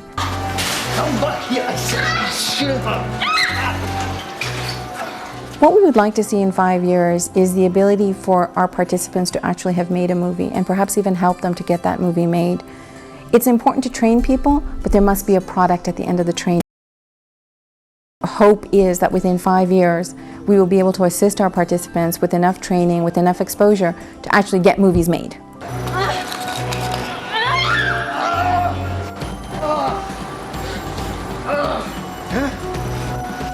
You shouldn't have done that. While there is a flourishing and vital writing and theatre culture in the region, the bridge to convert this talent into screenplays and films has yet to be nurtured. And this is the mission Maisha Film Lab has chosen to take on. The mission of Maisha is to train visionary filmmakers and technical crews so that we can make our own movies in East Africa. Our vision is basically, if we don't tell our stories, no one else will, or they won't tell them the way we think they should. So it's important for us to tell our own stories. That's really what we see as our vision.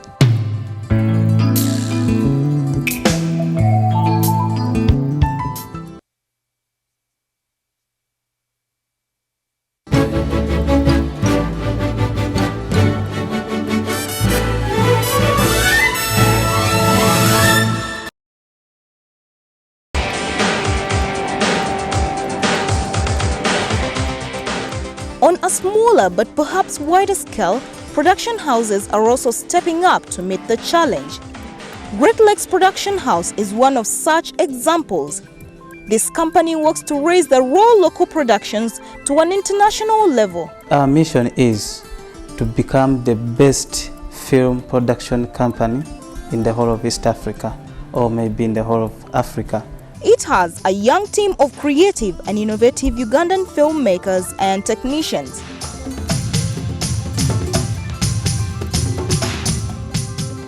Since its introduction to the Ugandan film industry in 2002, Great Lakes has produced amazing works, including award-winning films. Our first film, Full of Energy, won the East African Award, and we became the first Ugandan film company to win an award on this level, East African level in Zanzibar. So when it won this award, I was visualizing the entire people in East Africa and so on, looking at the film and following it, and then like, wow, this is something. And being the first in Uganda, we are there. Everything requires energy.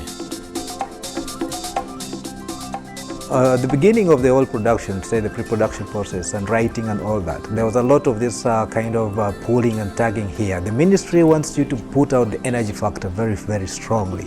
And then from you, an artist's point of view, you think, okay, it really has to not bore people. It has to get in. So there's all this pulling and tagging here. These guys want this, these guys want this. And now, that's where the biggest problem almost with most films we have comes in. If you have a particular client and then have kind of particular necessities, they want to do their things the way they want them, then you have a problem as artistic director. So to visualize it at the end of the day, you had to have a compromise. When are they leaving? I don't really have the energy for this. Changing the actors and actresses to act for film is kind of a big job for a director, I would say. Children of Africa, let's come together.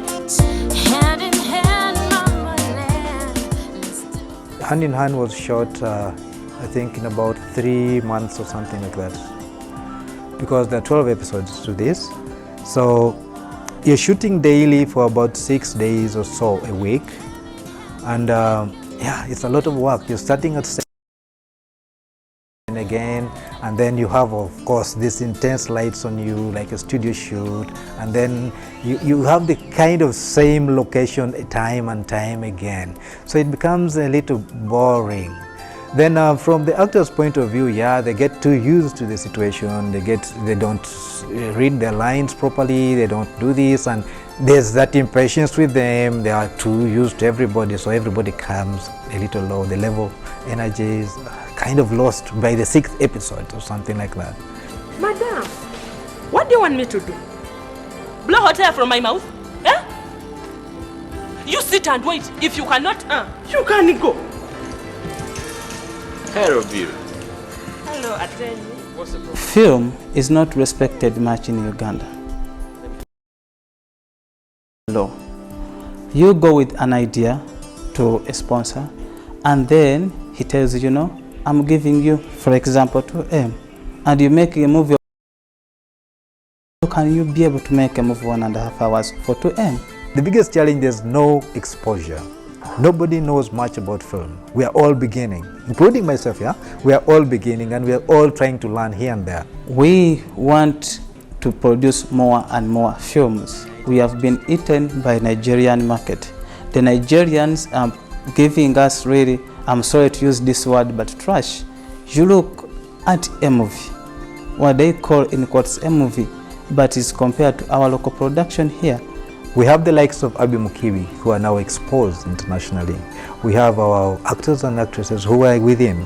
They have been seen wherever in the world and so on. And or a foreign director into the country and giving his part of the story and so on, and with foreign actors and actresses, is kind of opening up the industry for us. It's initiatives of this nature that have continued to generate an interest in the overall film industry and its related developments. I can't think! I can't sleep! The British newspapers say I am a madman. The American newspapers say I am a cannibal. These are lies! Coming up behind the scenes of the movie Last King of Scotland and one-on-one interviews with the stars. Don't go away.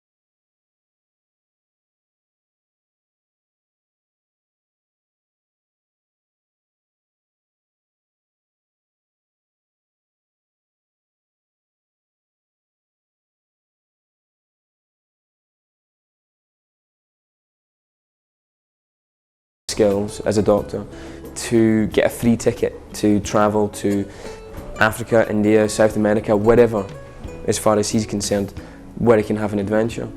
Uganda is the first place. First place you land, you go. As Amin's personal physician, as an advisor in the ministry,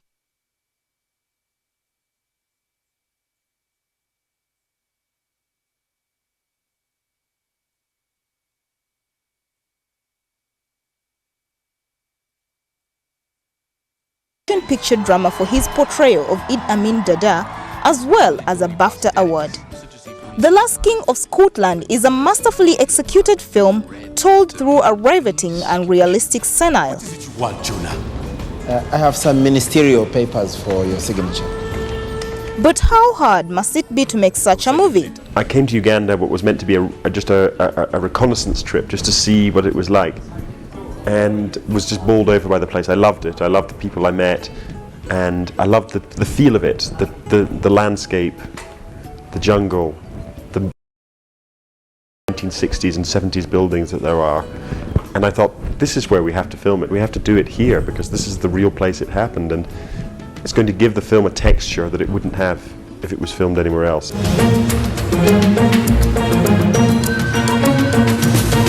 The first ever Hollywood movie to be shot here, and now the fact that it's not only about Uganda, but they agreed to shoot it in Uganda because shoot it in South Africa.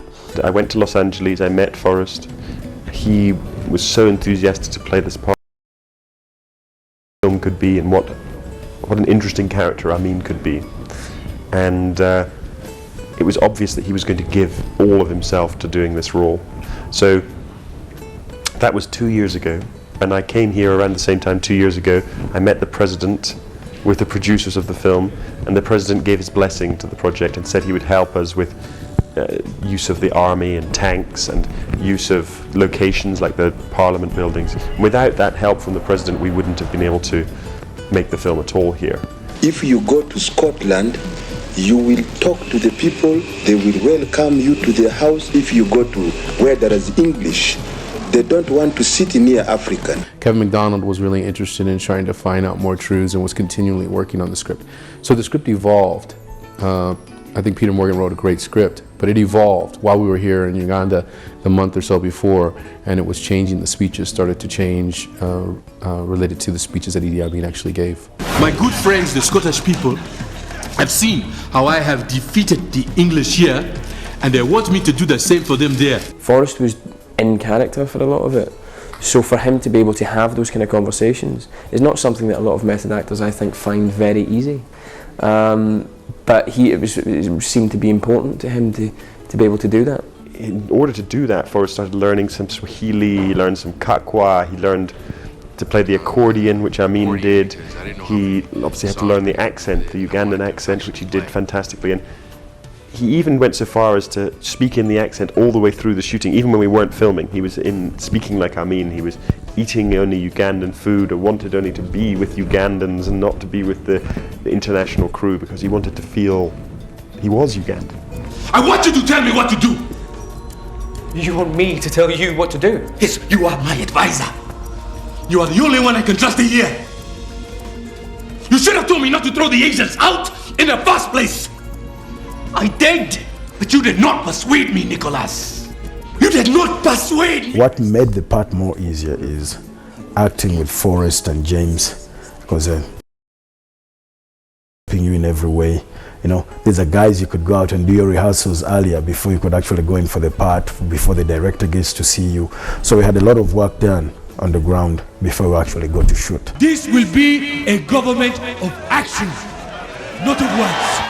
A lot of people who came and acted in the film, like Abi Mukiba and Stephen Ranjezi, they had acted on stage before, they'd done comedy before, they'd done radio before, but they'd never done film really. And I think that the quality of the actors here is outstanding. I think there's not a single performance in the film which I think, oh, that doesn't really work. I had a lot of scenes with Stephen Ranjezi, and a number of scenes with Abi Mukiba, and I thought they were like amazing actors. They just, it was so honest and so real, and I really enjoyed working with them. And them, along with some of the people who had the smaller roles, because they kind of make things feel authentic. And it's with them when I go in to deal with my soldiers, or when I go in and deal with my different wives, because they each distinctly had their own different personality, my wives, and you could see it just by when I first introduced them, you know. And I think that's the kind of behavior it would take another actress who wasn't from here so long to try to understand. Even though I think Carrie did a beautiful job. At the swimming pool, you know, here I was given this costume, which was quite strange. And I personally don't swim. And it required all the ministers to go swimming with Idi Amin. So I explained to the director that it was not going to be very safe for me to dive into this water. So it was right from the costume and to the point where they said, on your marks, get set, before they shot, Idi Amin was already in the water, and then everybody just went, and I had to stand by remaining with my big glasses. It was hilarious, it was good.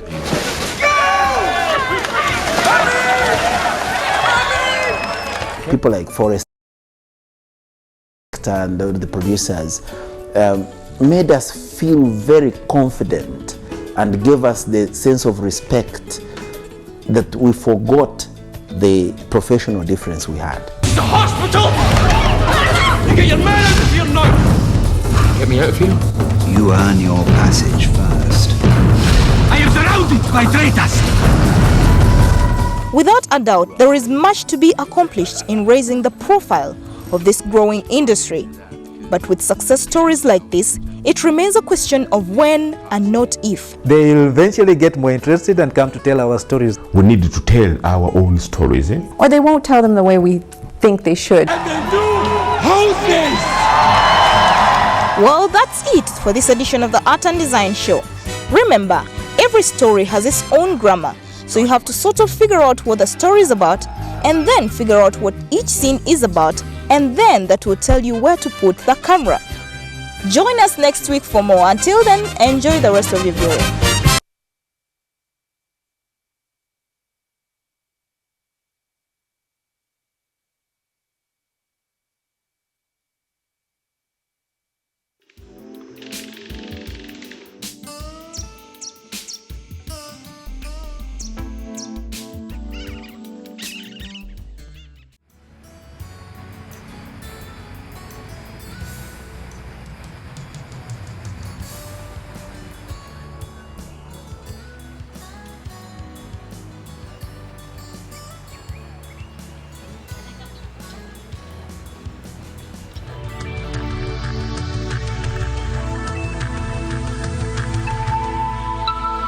This is NTV.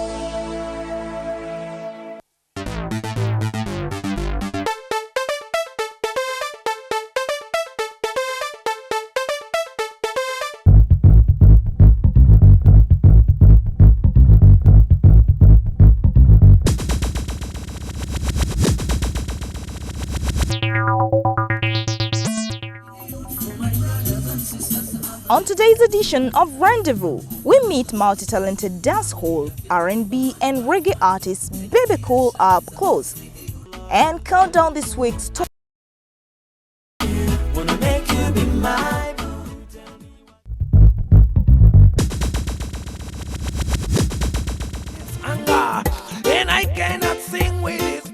Over the past 5 years, the name Bebe Cool has become synonymous with modern reggae, having undergone a metamorphosis from a brash teenage phenomenon into a self-assured vocalist and rapper.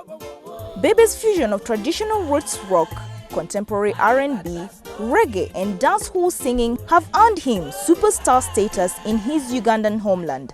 Hey yo! Music is a feeling! The voice is an expression! Bumbleclots! Bust up like a nuclear! Well, it's a Bebe Cool Bantan! Rascals! I never trust no people. Bebe Cool first adopted the dancehall approach on his Bad Man status, which raised hopes amongst his fans that he would become dancehall's great international ambassador, as Bob Marley had been for roots reggae. While that never quite materialized, Bebe Cool remained a high-profile star into the new millennium. I know that he loves me, while many people are trying to kill my success. Even those who I work with, sometimes they try turn against me, yet they work. I do. Oh, what a shame to these bad people, cause I know that they cannot stop what God created. Born into a political family as Moses Sally, Bebe Cool began singing at a very tender age. I was basically a baby compared to the rest of the guys who used to sing with me. I went to many schools amongst Nabisonsa. So one of those days I performed, Shanks VVD performs, Ragadi, Mola Messi and stuff, many more. Those days. So after I did my performance, guys are like, wow, wow, wow. We want that cool baby back, he's cool. That baby is cool. So when we were coming back from the school, the big guys in the car like, whoa, the cool baby, the cool baby. So that became something in my mind. Baby, the cool baby was too twisted, so I said Bebe Cool. So in the beginning my name was Bebe Cool. Then as I grew with time, I noticed that it was difficult for me to handle ladies calling me Baby Cool. So I changed it to Bebe Cool. Bebe Cool left Uganda at the age of 18 to go and pursue a professional music career in Nairobi, despite having no relative, no in-law, no friend, but just the cool streets of Nairobi to depend on. I remember my decision to go to Nairobi was hard to make because Ugandans were being killed in Nairobi on the streets. I didn't have any money. I was living with my mom. She could only spare what she had and she gave it to me. I stayed on the streets for 2 weeks, on the street. That the little money I had, I used to pay it to the askari of a certain hotel just to keep my bags. during the day, and then to allow me to sit with him on that gate during the night. It was like I never had a mother or a father. I had them. It was everything. But career was calling. Yeah, me no back a yard. Me out a road looking fire. Walk on. Peace be out of you know. Have mercy. Girl, I don't wanna feel lonely.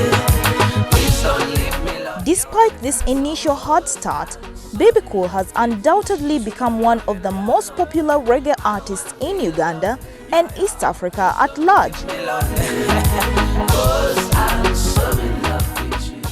Though he has produced different types of music, Bebe's producer states that he is best at reggae, a fact proven by his 2 Palm Award wins as Best Reggae Artist 2005-2006. That's why Rastaman says, let the people live in peace and harmony, and the government will love.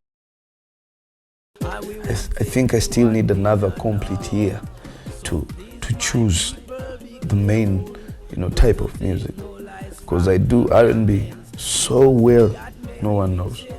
Approach trouble them can handle. Police man a pull away Uganda. You think you go west steady, you go smack it. Bikini girl them smile and for you, but then you try to hit your pum pum. Girl she have a wine and go back. Pretty girl around you, why just go back? Having hit the charts suddenly with tracks like I Don't Wanna Be Lonely, Guns and Bombs, Talim by Yesu, Bebe Cool has also gone on to produce hits like Oga, his latest chart-topping dancehall track.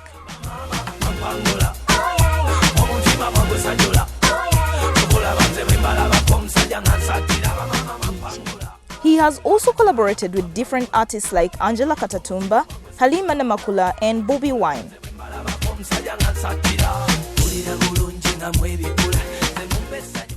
Bebe Cool's indomitable East African presence was firmly cast with the formation of the East African Bashment Crew, a collaborative unit consisting of Kenya's Necessary Noise and Bebe Cool. King of the jungle, love child, first lady, Washington Harmony.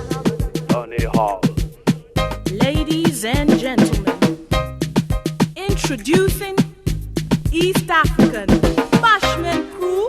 Baby know them fire. Work it. You know them fire. Work it. You know we fire. It was too obvious. These guys are the best reggae artists in Kenya. I definitely rank #1 in Uganda. We happened to do a US tour 2 years ago together by coincidence. They were in Boston doing their second, I was doing my first. So they toured as I toured.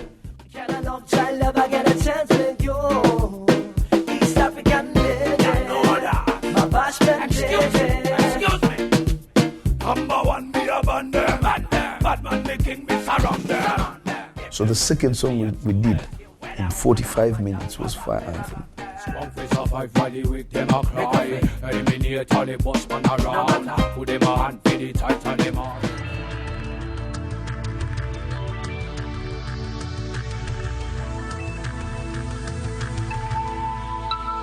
This is NTV.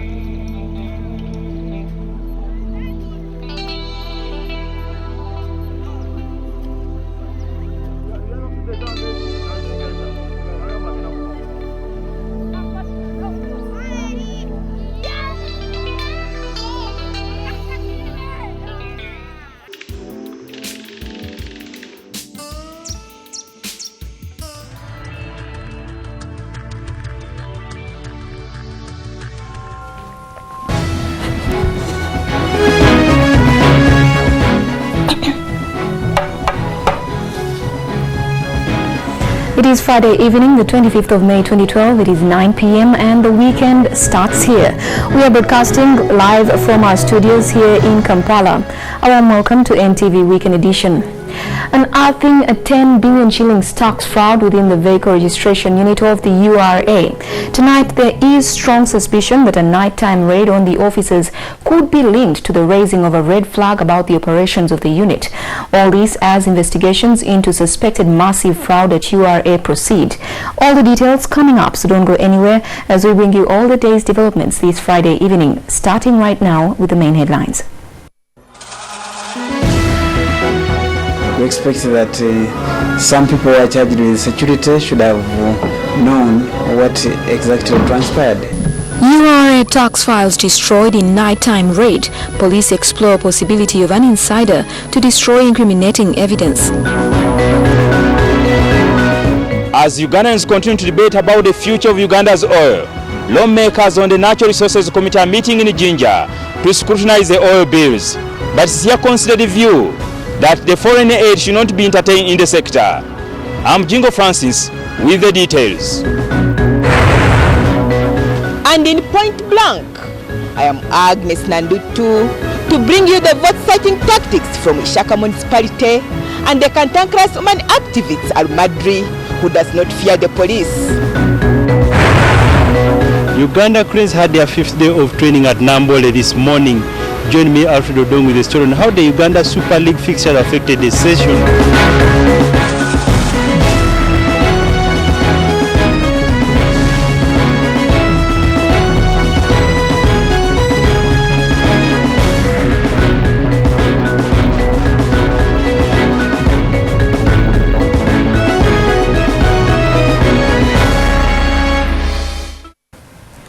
Once again, welcome to NTV Weekend Edition. I'm Josephine Karunji. Following the vandalism of Uganda Revenue Authority's car registration and licensing department, the police are now grilling some of the employees and security guards working for the tax collector. Police believe that the people under investigation could provide the information needed based on the evidence so far gathered. However, URA officials say that the lost information will not in any way affect the tax body's operations. Julia Senkano opens tonight's newscast with the details. Car registration and licensing department at Uganda Revenue Authority is assigned with undertaking the verification and registration for motor vehicles before they are allowed to go on the road. The department is now under police scrutiny to ascertain who could have been behind the office break-in incident on Wednesday. We extracted the fingerprints. We got impressions from the area, hand and foot impressions. We took some pictures of the scene of crime and also obtained some articles which were scattered around the areas. According to police, the security team and some employees at the department are under investigations as efforts to get to the bottom of the matter intensify. We expect that some people who are charged with security should have known what exactly transpired, and we are looking at all those avenues. The tax board has also instituted an internal investigations into the matter.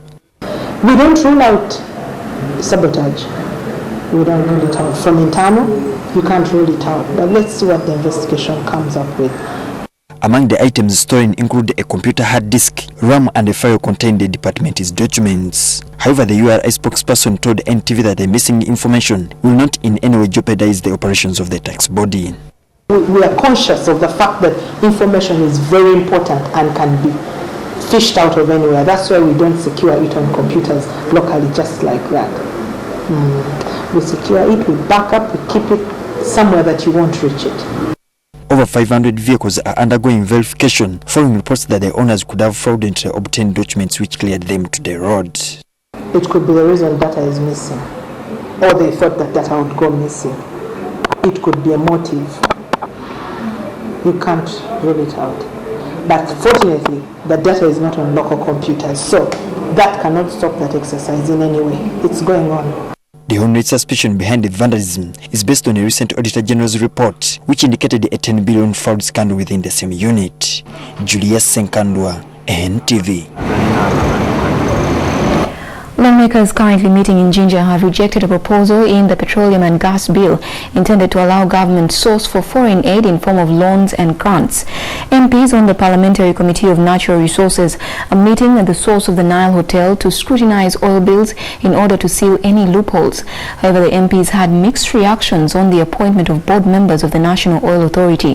The bill empowers the minister, but the lawmakers have gone further to trim the minister's powers, and they want the president to do it with the approval of Parliament. Francis Chingo has the details. When the debate on Uganda's oil took center stage on the floor of Parliament with allegation of corruption on cabinet ministers, Parliament resolved that government immediately tables oil bills that will govern the sector. Since then, the Petroleum Exploration, Development and Production Bill 2012 was tabled, and this will establish the Petroleum Authority of Uganda and the National Oil Company. The bill proposes to allow government and the Petroleum Authority to source for foreign aid and grants. But MPs are hesitant to endorse the proposal. The experience has shown that the influence, external influences are normally negative. Of course, there are no donations without strings attached. Really, at this point in time, I do not subscribe to talking about grants, donations, even within the law when we are talking about the Petroleum Authority. We must set a precedent where we are beginning to think in a much more sustainable manner. But when on oil, this is business. In business, what do we expect about grants? I have my shop, I have my oil. Now what is there for? If you come for business, we negotiate on terms of business, but this kind of grants. What we need to put as a benchmark is that these donations should not be to those who the authority is pretending over. Otherwise, I am telling you, it can't be that when we get oil, and by the way, that is what has been a problem all over. Legislators are currently meeting at source of the Nile Hotel in Jinja to seal any loopholes on the petroleum laws. The bill provides that all shares in the National Oil Company be vested into the government, but some lawmakers feel that Ugandans should be allowed to take part in their resource. This, however, raised tempers, but it was eventually agreed that the government at the moment should retain all shares.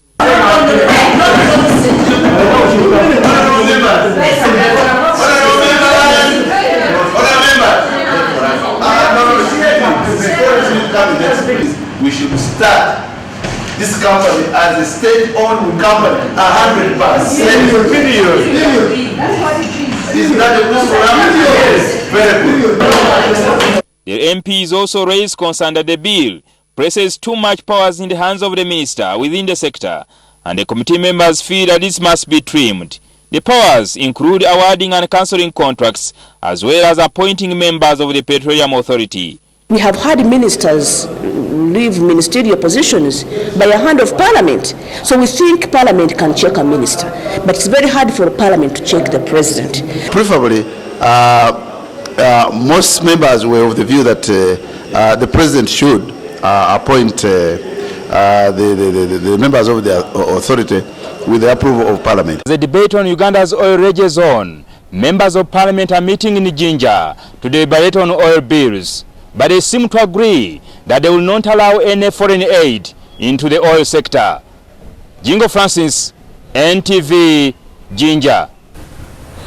Electricity transmitters have urged the public not to get excited about having sufficient power as yet, because all the works on the Bujagali Dam are not yet complete but are still on course. This follows the public excitement about the third turbine being switched on, an activity that is not yet fully in place according to the dam contractors. Craig Kadota reports. This was the commissioning of the second turbine at the Bujagali Dam that stalled due to technical issues that were later addressed to try and supply the country with more power following an increased demand that created a deficit and an increase in load shedding.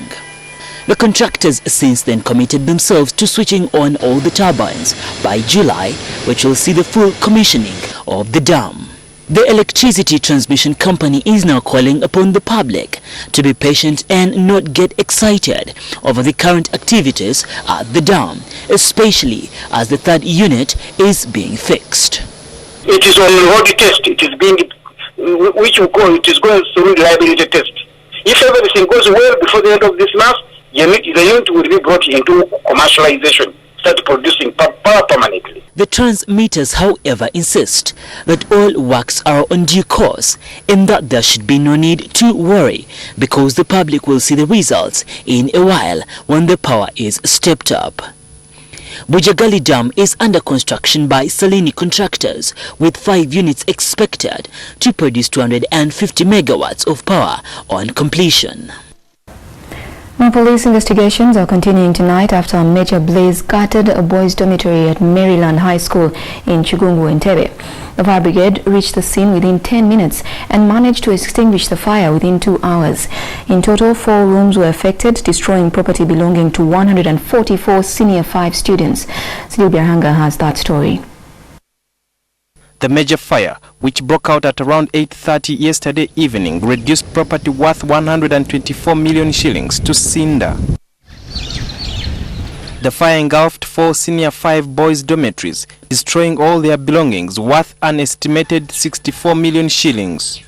Nekusinga nnyo kikumi nga mwana ebyabwe byaweddewo neba nabalala lumu eriranye mu kufulumya ebintu byabuze naye tusobodde okubafulira ku buntuntu. 4 destroyed rooms are estimated at a cost of 60 million shillings. The airport fire teams, in collaboration with police firefighters, managed to extinguish the inferno within 2 hours, preventing its spread to a further 8 rooms in the same block. However, according to the school authorities, insurance is in place ready to compensate the burnt rooms, but not the students' belongings. As a result, the university management has called for a parents' meeting on Sunday to discuss a way forward. Kubanga n'abaana tetwasobola lwaki baddayo eka abazadde abakoseddwa twabayitiddewo bazze era olwokuba tewali mwana yenna afunye obuvune kusoma kugenda mu maaso.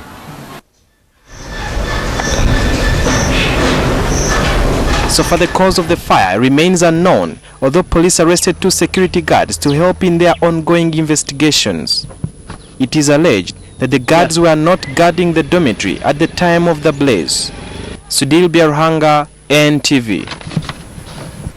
A new U.S. government report on Uganda's human rights practices indicates that state security forces and other government agents committed human rights abuses with impunity last year, with very minimal steps taken by government to hold the perpetrators to account. The country reports on human rights practices 2011 highlights torture, unwarranted restriction on civil liberties, and violence against women as the main abuses committed by security agencies. Chris Chamringa has the details.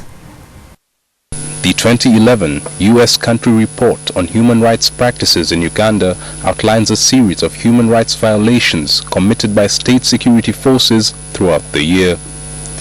Key among the violations were unlawful killings, the abuse of detainees, unwarranted restrictions on civil liberties, as well as violence against women and members of the lesbian, gay, bisexual, and transgender community.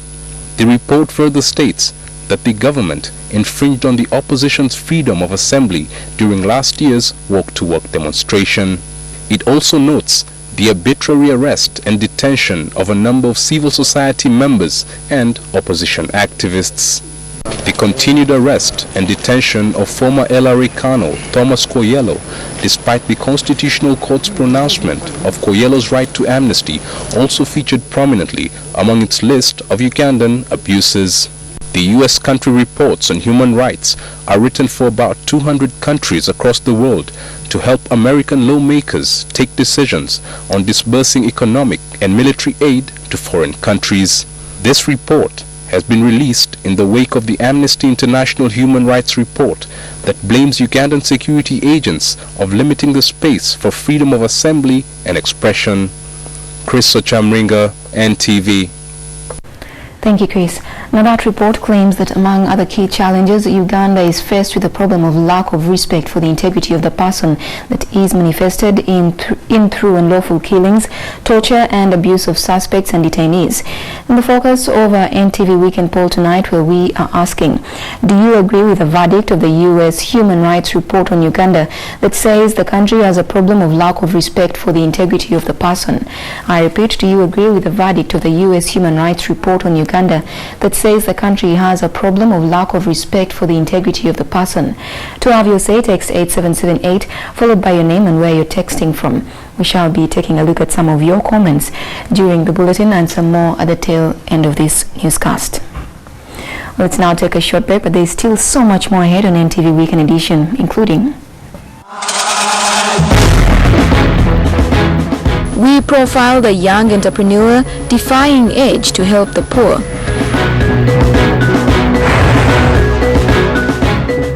And in sport, we look ahead to the Uganda Cranes AFCON qualification campaign. NTV Weekend Edition continues after this short break. Stay with us.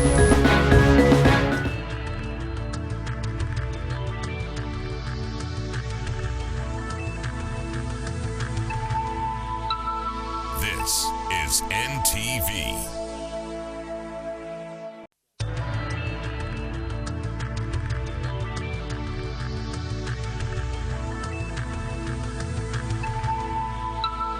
This is NTV.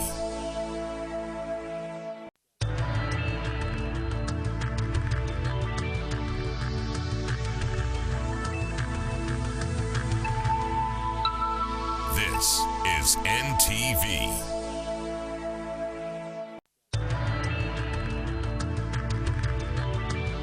This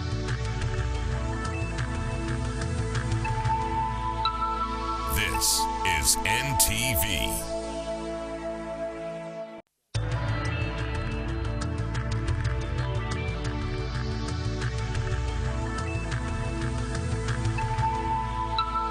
This is NTV.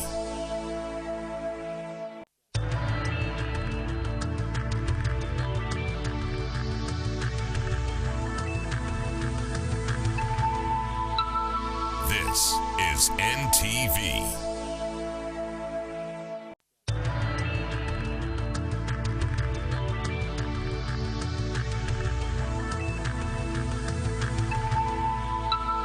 This is NTV.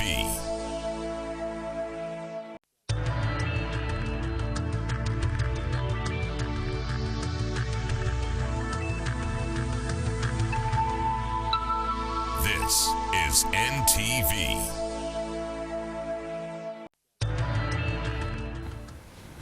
Welcome back to NTV Weekend Edition. Now a reminder that in this evening's NTV Weekend poll, we are asking, do you agree with the verdict of the U.S. Human Rights Report on Uganda that says the country has a problem of lack of respect for the integrity of the person? I repeat, do you agree with the verdict of the U.S. Human Rights Report on Uganda that says the country has a problem of lack of respect for the integrity of the person? To have your say, text 8778 followed by your name and where you are texting from. Let's now take a look at some of your responses so far. And we start with Quinta Wincy Ngamita, who says human rights are rights, but Uganda does not know that at all. All it does is disrespect them. So the US report is 100% true. Charles Semalulu says, oh yes, I do. There has been an overwhelming evidence to back this report. A case in point is the absurd and the famous breast squeezing arrest of FTC's Ingrid Tuinawe. Thomas Ochaya says, I totally agree with the report. However, my only concern is that it came out late. America is saying one thing, whereas Europe is supporting the Public Order Management Bill. I don't understand the rationale in such different opinions. And finally, Stanley Igundu says, to a bigger extent it is true. But if they think they are going to impose homosexuality into Uganda as a human right, to hell with their report. Well, thank you so much for all of those responses. We will take a look at some more towards the end of this newscast. Now in 2010, he was recognized as the youngest CEO in Uganda. Now at 20 years of age, he is one of the youngest business entrepreneurs in the country, with 3 companies already under his belt. His dream in life has always been to fight for the rights of the poor, and he is currently writing a book titled How to Be Poor, aimed at fighting poverty. In tonight's profile feature, Maurice Ochol meets Innocent Ogwao. At 20 years, Innocent Ogwal is one of the youngest entrepreneurs in the country. He's the last born in the family of 5. I'm an orphan. I lost my father some time back. I also lost my mom some time back last year, but I have about 5 brothers. Innocent attended Nakasero Primary School, then went to Kira College Boutique and is now hoping to join university to pursue law. I would really love to do law. But you know, being my business person, I would not want to take on anything not business, but I want to do law as a person, so that still I can continue with my business, advise and consult for my business. But at this age, he already manages 3 companies that he set up.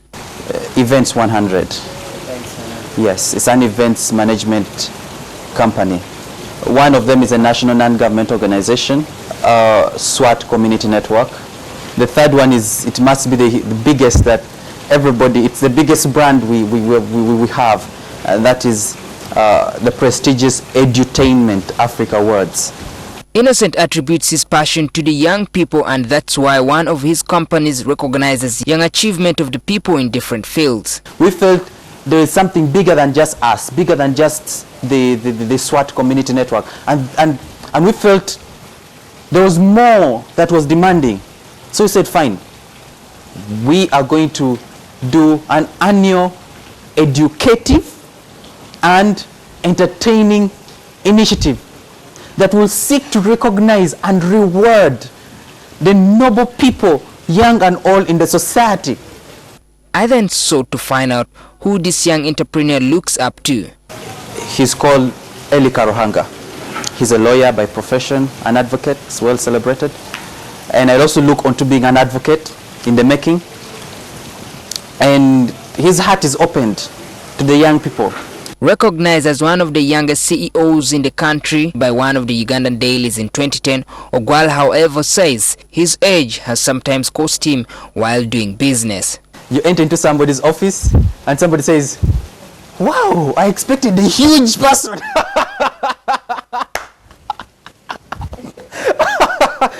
and the first question is, how old are you? You know, people expecting bigger things to be done by old people. As a young man, you know, your resource background is not okay, but you're competing with the giants in the industry. You're competing with big brands. This has made Ogwal lose his youthfulness due to his nature of work. I've never had time for myself really to play football, to get involved with what the youth are doing right now. Basketball, going out, clubbing and all that. I've never seen myself there, and I've never entered a club. I've never known what it means to be there. So what advice does he give to the youth to achieve what he has? One thing about an entrepreneur is risk-taking and management. So if you sell your life to taking risks, to making decisions at that very point, I'd want to see the young people make decisions for themselves and not to wait for decisions to be made for them. I was associated with World Vision Uganda, where I had the opportunity to represent the children and the youth in the Commonwealth Heads of Government meeting.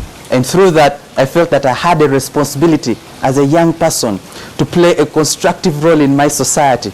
For now, the sky is the limit for this young entrepreneur who says he's at the starting point of a journey. He's already writing a book on how to be poor, to highlight some of the mistakes people make in their life that could lead one into poverty. Pleasure meeting you. Maurice Ochol, NTV. Thank you, Maurice. Now let's take a look at more stories making the news across Uganda tonight. Frederick Nkai Mbagadi has retained his seat as MP for Kagoma County after the Court of Appeal overturned an earlier decision by the High Court to nullify his election. Mbagadi had been sued by his rival Frank Nawiso, who accused the Electoral Commission of messing up the process and denying him victory. At the Court of Appeal, Honorable Nkai Mbagadi has won his what? Has won his appeal, and he has been retained as the MP Kagoma constituency. Mbagadi's supporters had reason to celebrate outside court today. In other news, 2 people have lost their lives after an accident involving a grader and a Vauxhall wagon at Mabira in Jinja. It is understood that the Vauxhall wagon was being repaired at the side of the road when it was hit.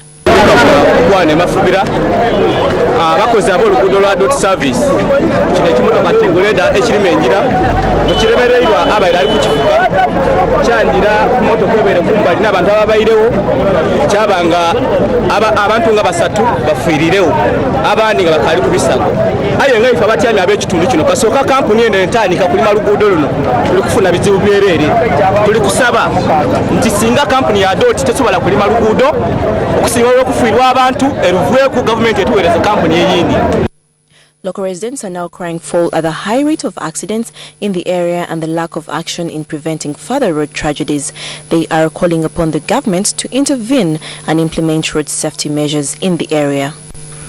And elsewhere, it is now 5 years since NTV Uganda started broadcasting, and as a part of the ongoing celebrations, NTV is continuing to give back to its viewers. Today, NTV staff visited Wandegea Muslim Primary School and donated textbooks.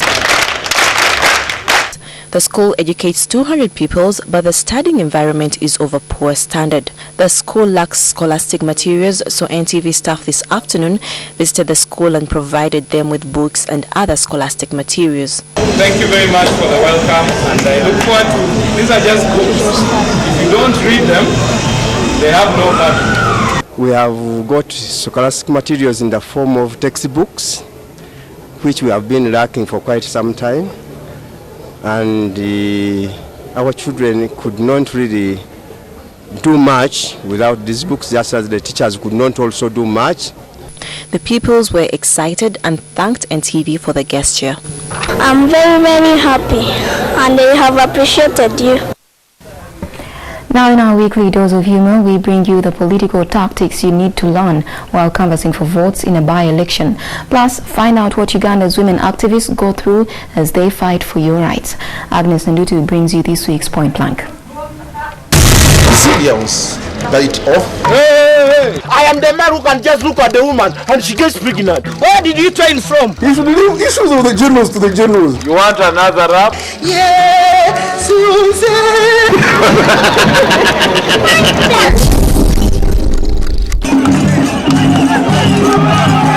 Shaka Municipality Parliamentary nominee Nasaba Sajja Balaba Atiti. 2 voters in this by-election. You have to do what it takes.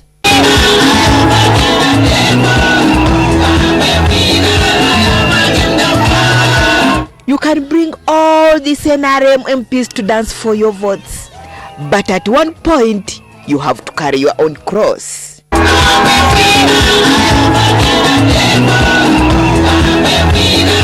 Yes, you are trying.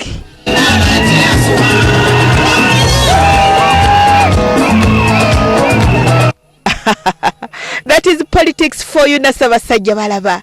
But to get this victory, some dancing gymnastics, please.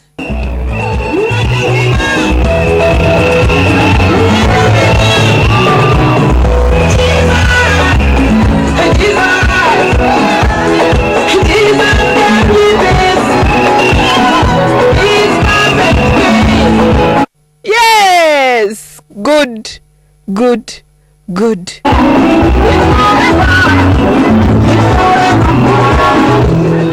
Wonderful, but stop.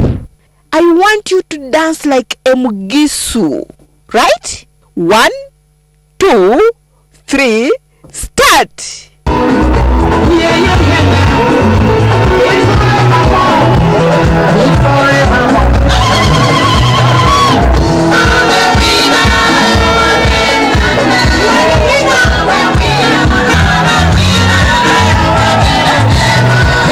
All the Ishaka municipality votes are for you. The victory is yours. Promote infrastructure and energy. Now this is a nomination session for the East African Legislative Assembly MPs. But the way I see things, Dora Byamukama and other incumbents are in the lead.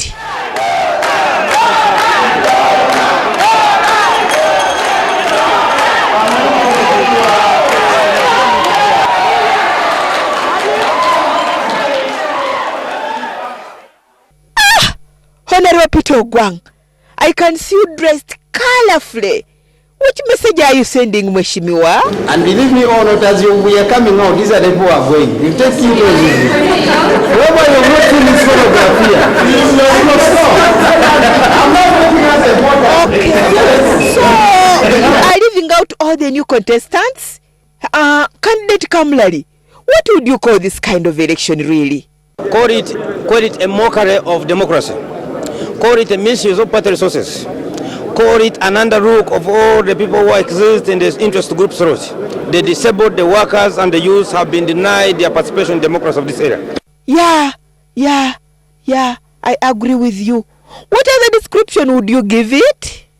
This is a hypocritical nature of the organizing elections that is related with syndicatism of UPC and DP that existed in the 50s that has been exhibited here in this hall. Why do you say so, Honorable Kamlari? It is unfortunate that young men amounting to around 25 came here to participate in elections, but all of them were to accompany people to the victory. We have accompanied them to the victory and they have won. They have recycled the old comrades and we're here suffering. Sorry, Bwana Kamlari. So, what is your plan B? Sorry, tomorrow I'm going to court. I certainly will not turn a blind eye from any injustice. On Tuesday, the 15th of May, I was arrested for visiting the DPP's office. Mama Almadri, what is the problem this time? Had gone there to express our concerns at the way the DPP sanctions files. We have doubt in the independence of that office. Can I talk to you? We were arrested and taken to CPS. Afande, she does not seem to be listening. Without. Go ahead, Mama Almadri. Some of the offenses were as minor as stealing a phone. One of the girls. Trouble now, Mama Almadri. Leave me alone. Don't touch me. Don't touch me. One of the girls was crying because she was a secondary school student and should have been at school for exams. Mama Almadri, you are a good woman activist. But I think there is also a news anchoring talent hidden in you, Ma'am. Access to these young girls who have been detained. Last message before they take you, Ma'am. I demand to know why they're detaining our citizens. Why they're detaining our citizens for over 1 week. Miss Nandu too. Why they are point blank. I demand to know why.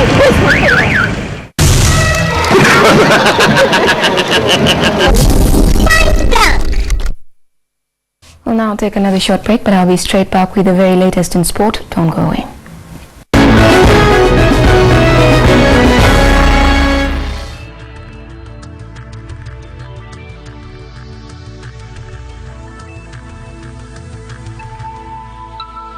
This is NTV.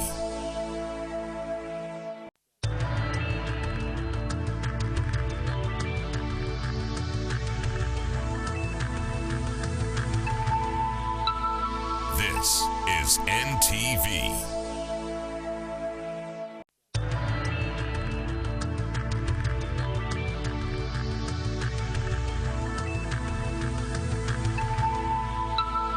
This is NTV.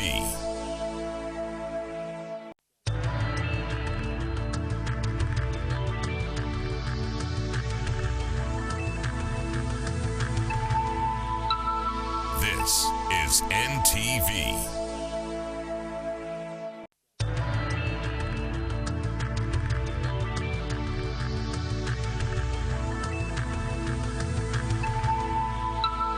This is NTV.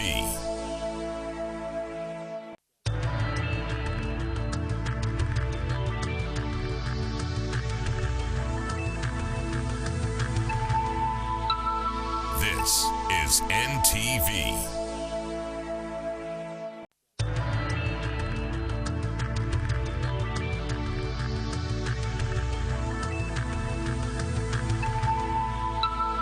This is NTV.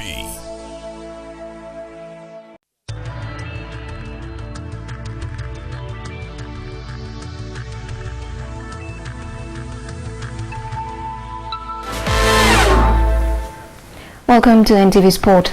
Uganda Cranes continued with training at Nambole today, but this time with only a few players turning up for the morning session, as others were on club duty playing in the Uganda Super League. As Alfred Odong reports, the coach Bobby Williamson is banking on his side not to disappoint in their away fixture against Angola on June 3rd in Rwanda.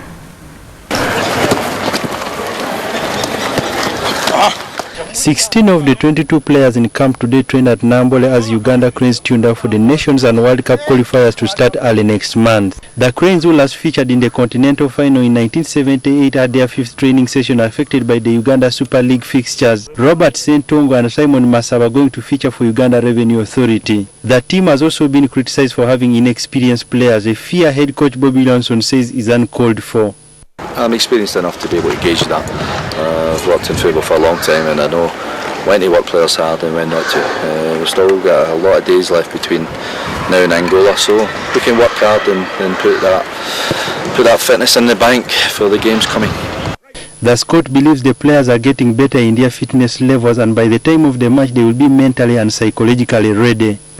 Uganda Cranes are to play Angola away in Rwanda on the 3rd before taking on Senegal and Congo Brazzaville here in Kampala on the 9th and 16th. Alfred Odong, NTV Sport. Thank you, Alfred. Now, in order to examine the Uganda Cranes preparations for Africa Cup of Nations qualification, I am joined in the studio by Livingstone Chambade, the FUFA Vice President for Technical Matters. Thank you so much for joining us on NTV Weekend Edition. You're welcome.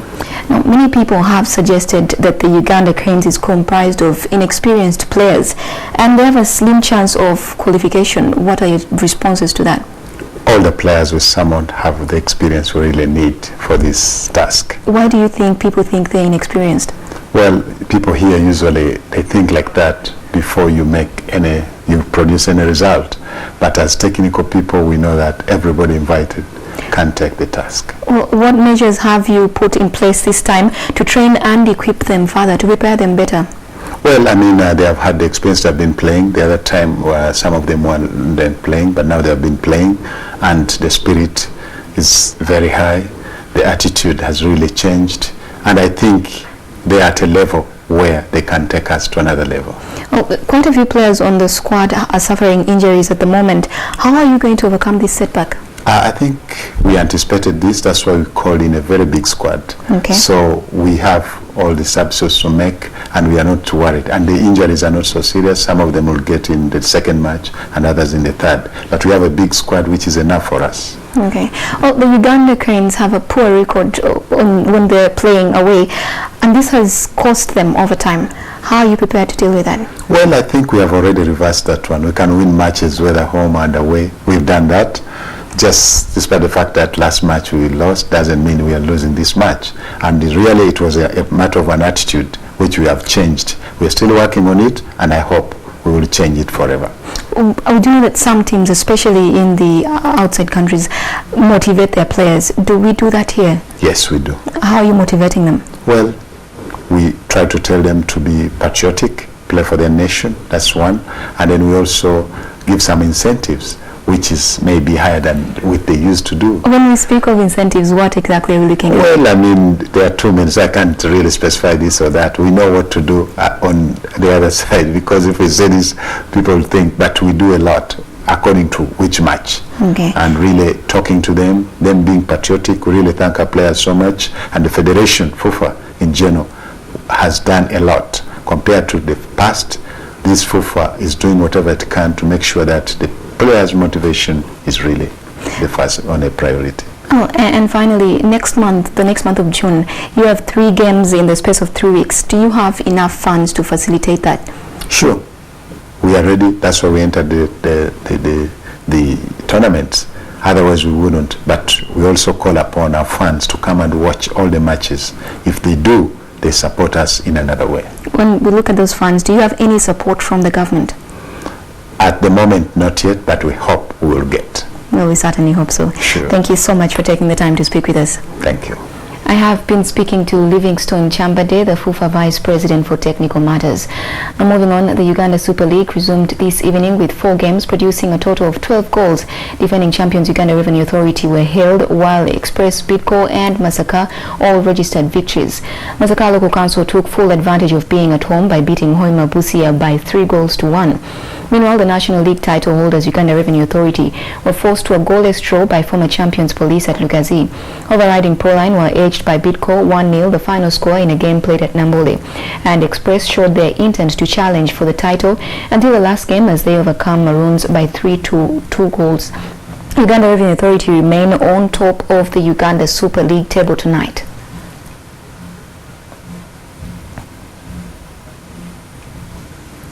Now, after the inaugural season of Africa's largest youth football initiative, Airtel Uganda has launched the second round of the Airtel Rising Stars that is set to kick off in June. The new season will introduce a first inter-country tournament for select teams to be held in Nairobi. The Airtel Rising Stars Soccer Talent Program aims to focus on identifying and nurturing budding soccer talent from the grassroots all the way to the national stage. The second season of the program, which follows a hugely successful inaugural last year, provides a platform for upcoming soccer talent under the age of 17 to show their skills to leading scouts and coaches, giving them an opportunity to further their football skills. Similar to last year, the program will be organized in the format of regional and national tournaments and will culminate in an exclusive football camp. However, this year will also include an exciting new inter-country tournament to be held in Nairobi. The inter-country tournament will be held over a period of 4 days and will see the top girls and boys teams from each participating country compete against each other for the Rising Stars title. And on the international sporting scene, West Indies came from down to register a result that has seen them back in contention against England in Test cricket. And in football, experts are set to put new goal line technology to the Test early next year. This story is coming up next. The West Indies won the toss and elected to bat in the second Test match against England at Trent Bridge on Friday, hoping to draw level in the 3-match series, having lost the first Test by 5 wickets. Adrian Barrett and Kieran Powell took to the crease to open for the visitors, and it didn't take long for England to get a wicket as Barrett was caught in the slips by James Anderson. Well, we do apologize for the leaking sound. Well, that winds up NTV Sport. Thank you for watching.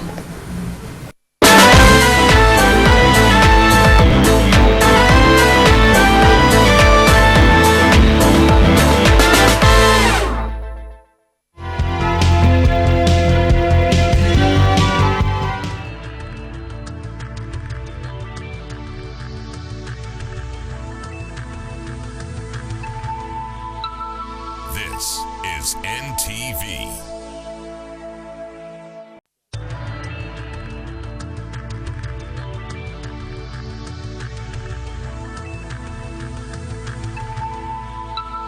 This is NTV.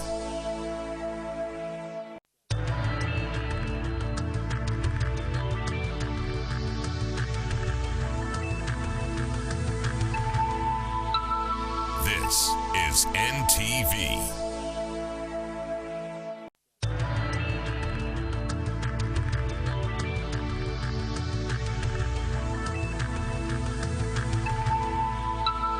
This is NTV.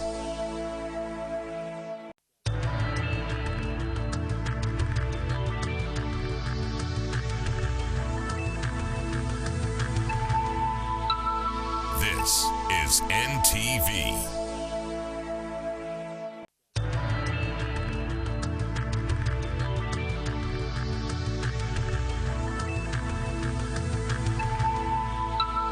This is NTV.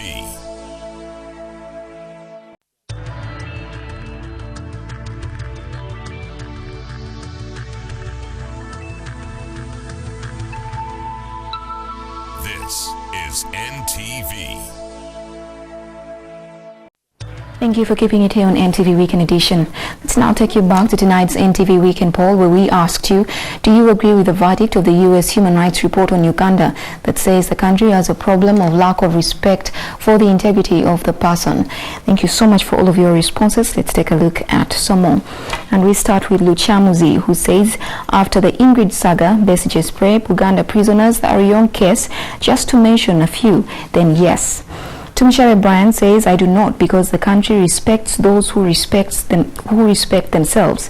Alan Cleve says, yes, unfortunately they have taken too long to realize that. I'm happy that they now see it. And Edward Chiganda Mukasa Lutaya says, 100%, it is very evident by the way people have been handled. For example, Besigye, Ingrid, and even now our very own Lord Mayor. Well, thank you so much for all of those responses. Let's take a quick look at the weekend's projected weather.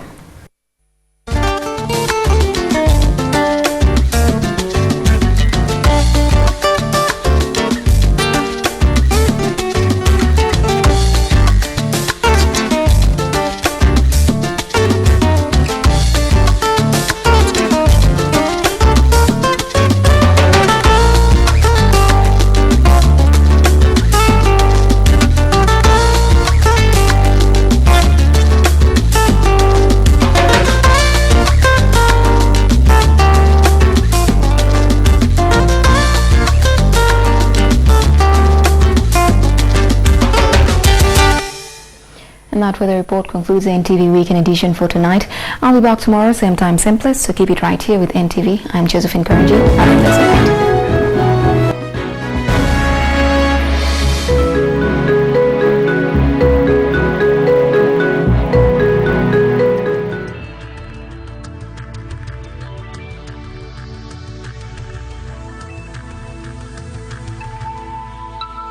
This is NTV.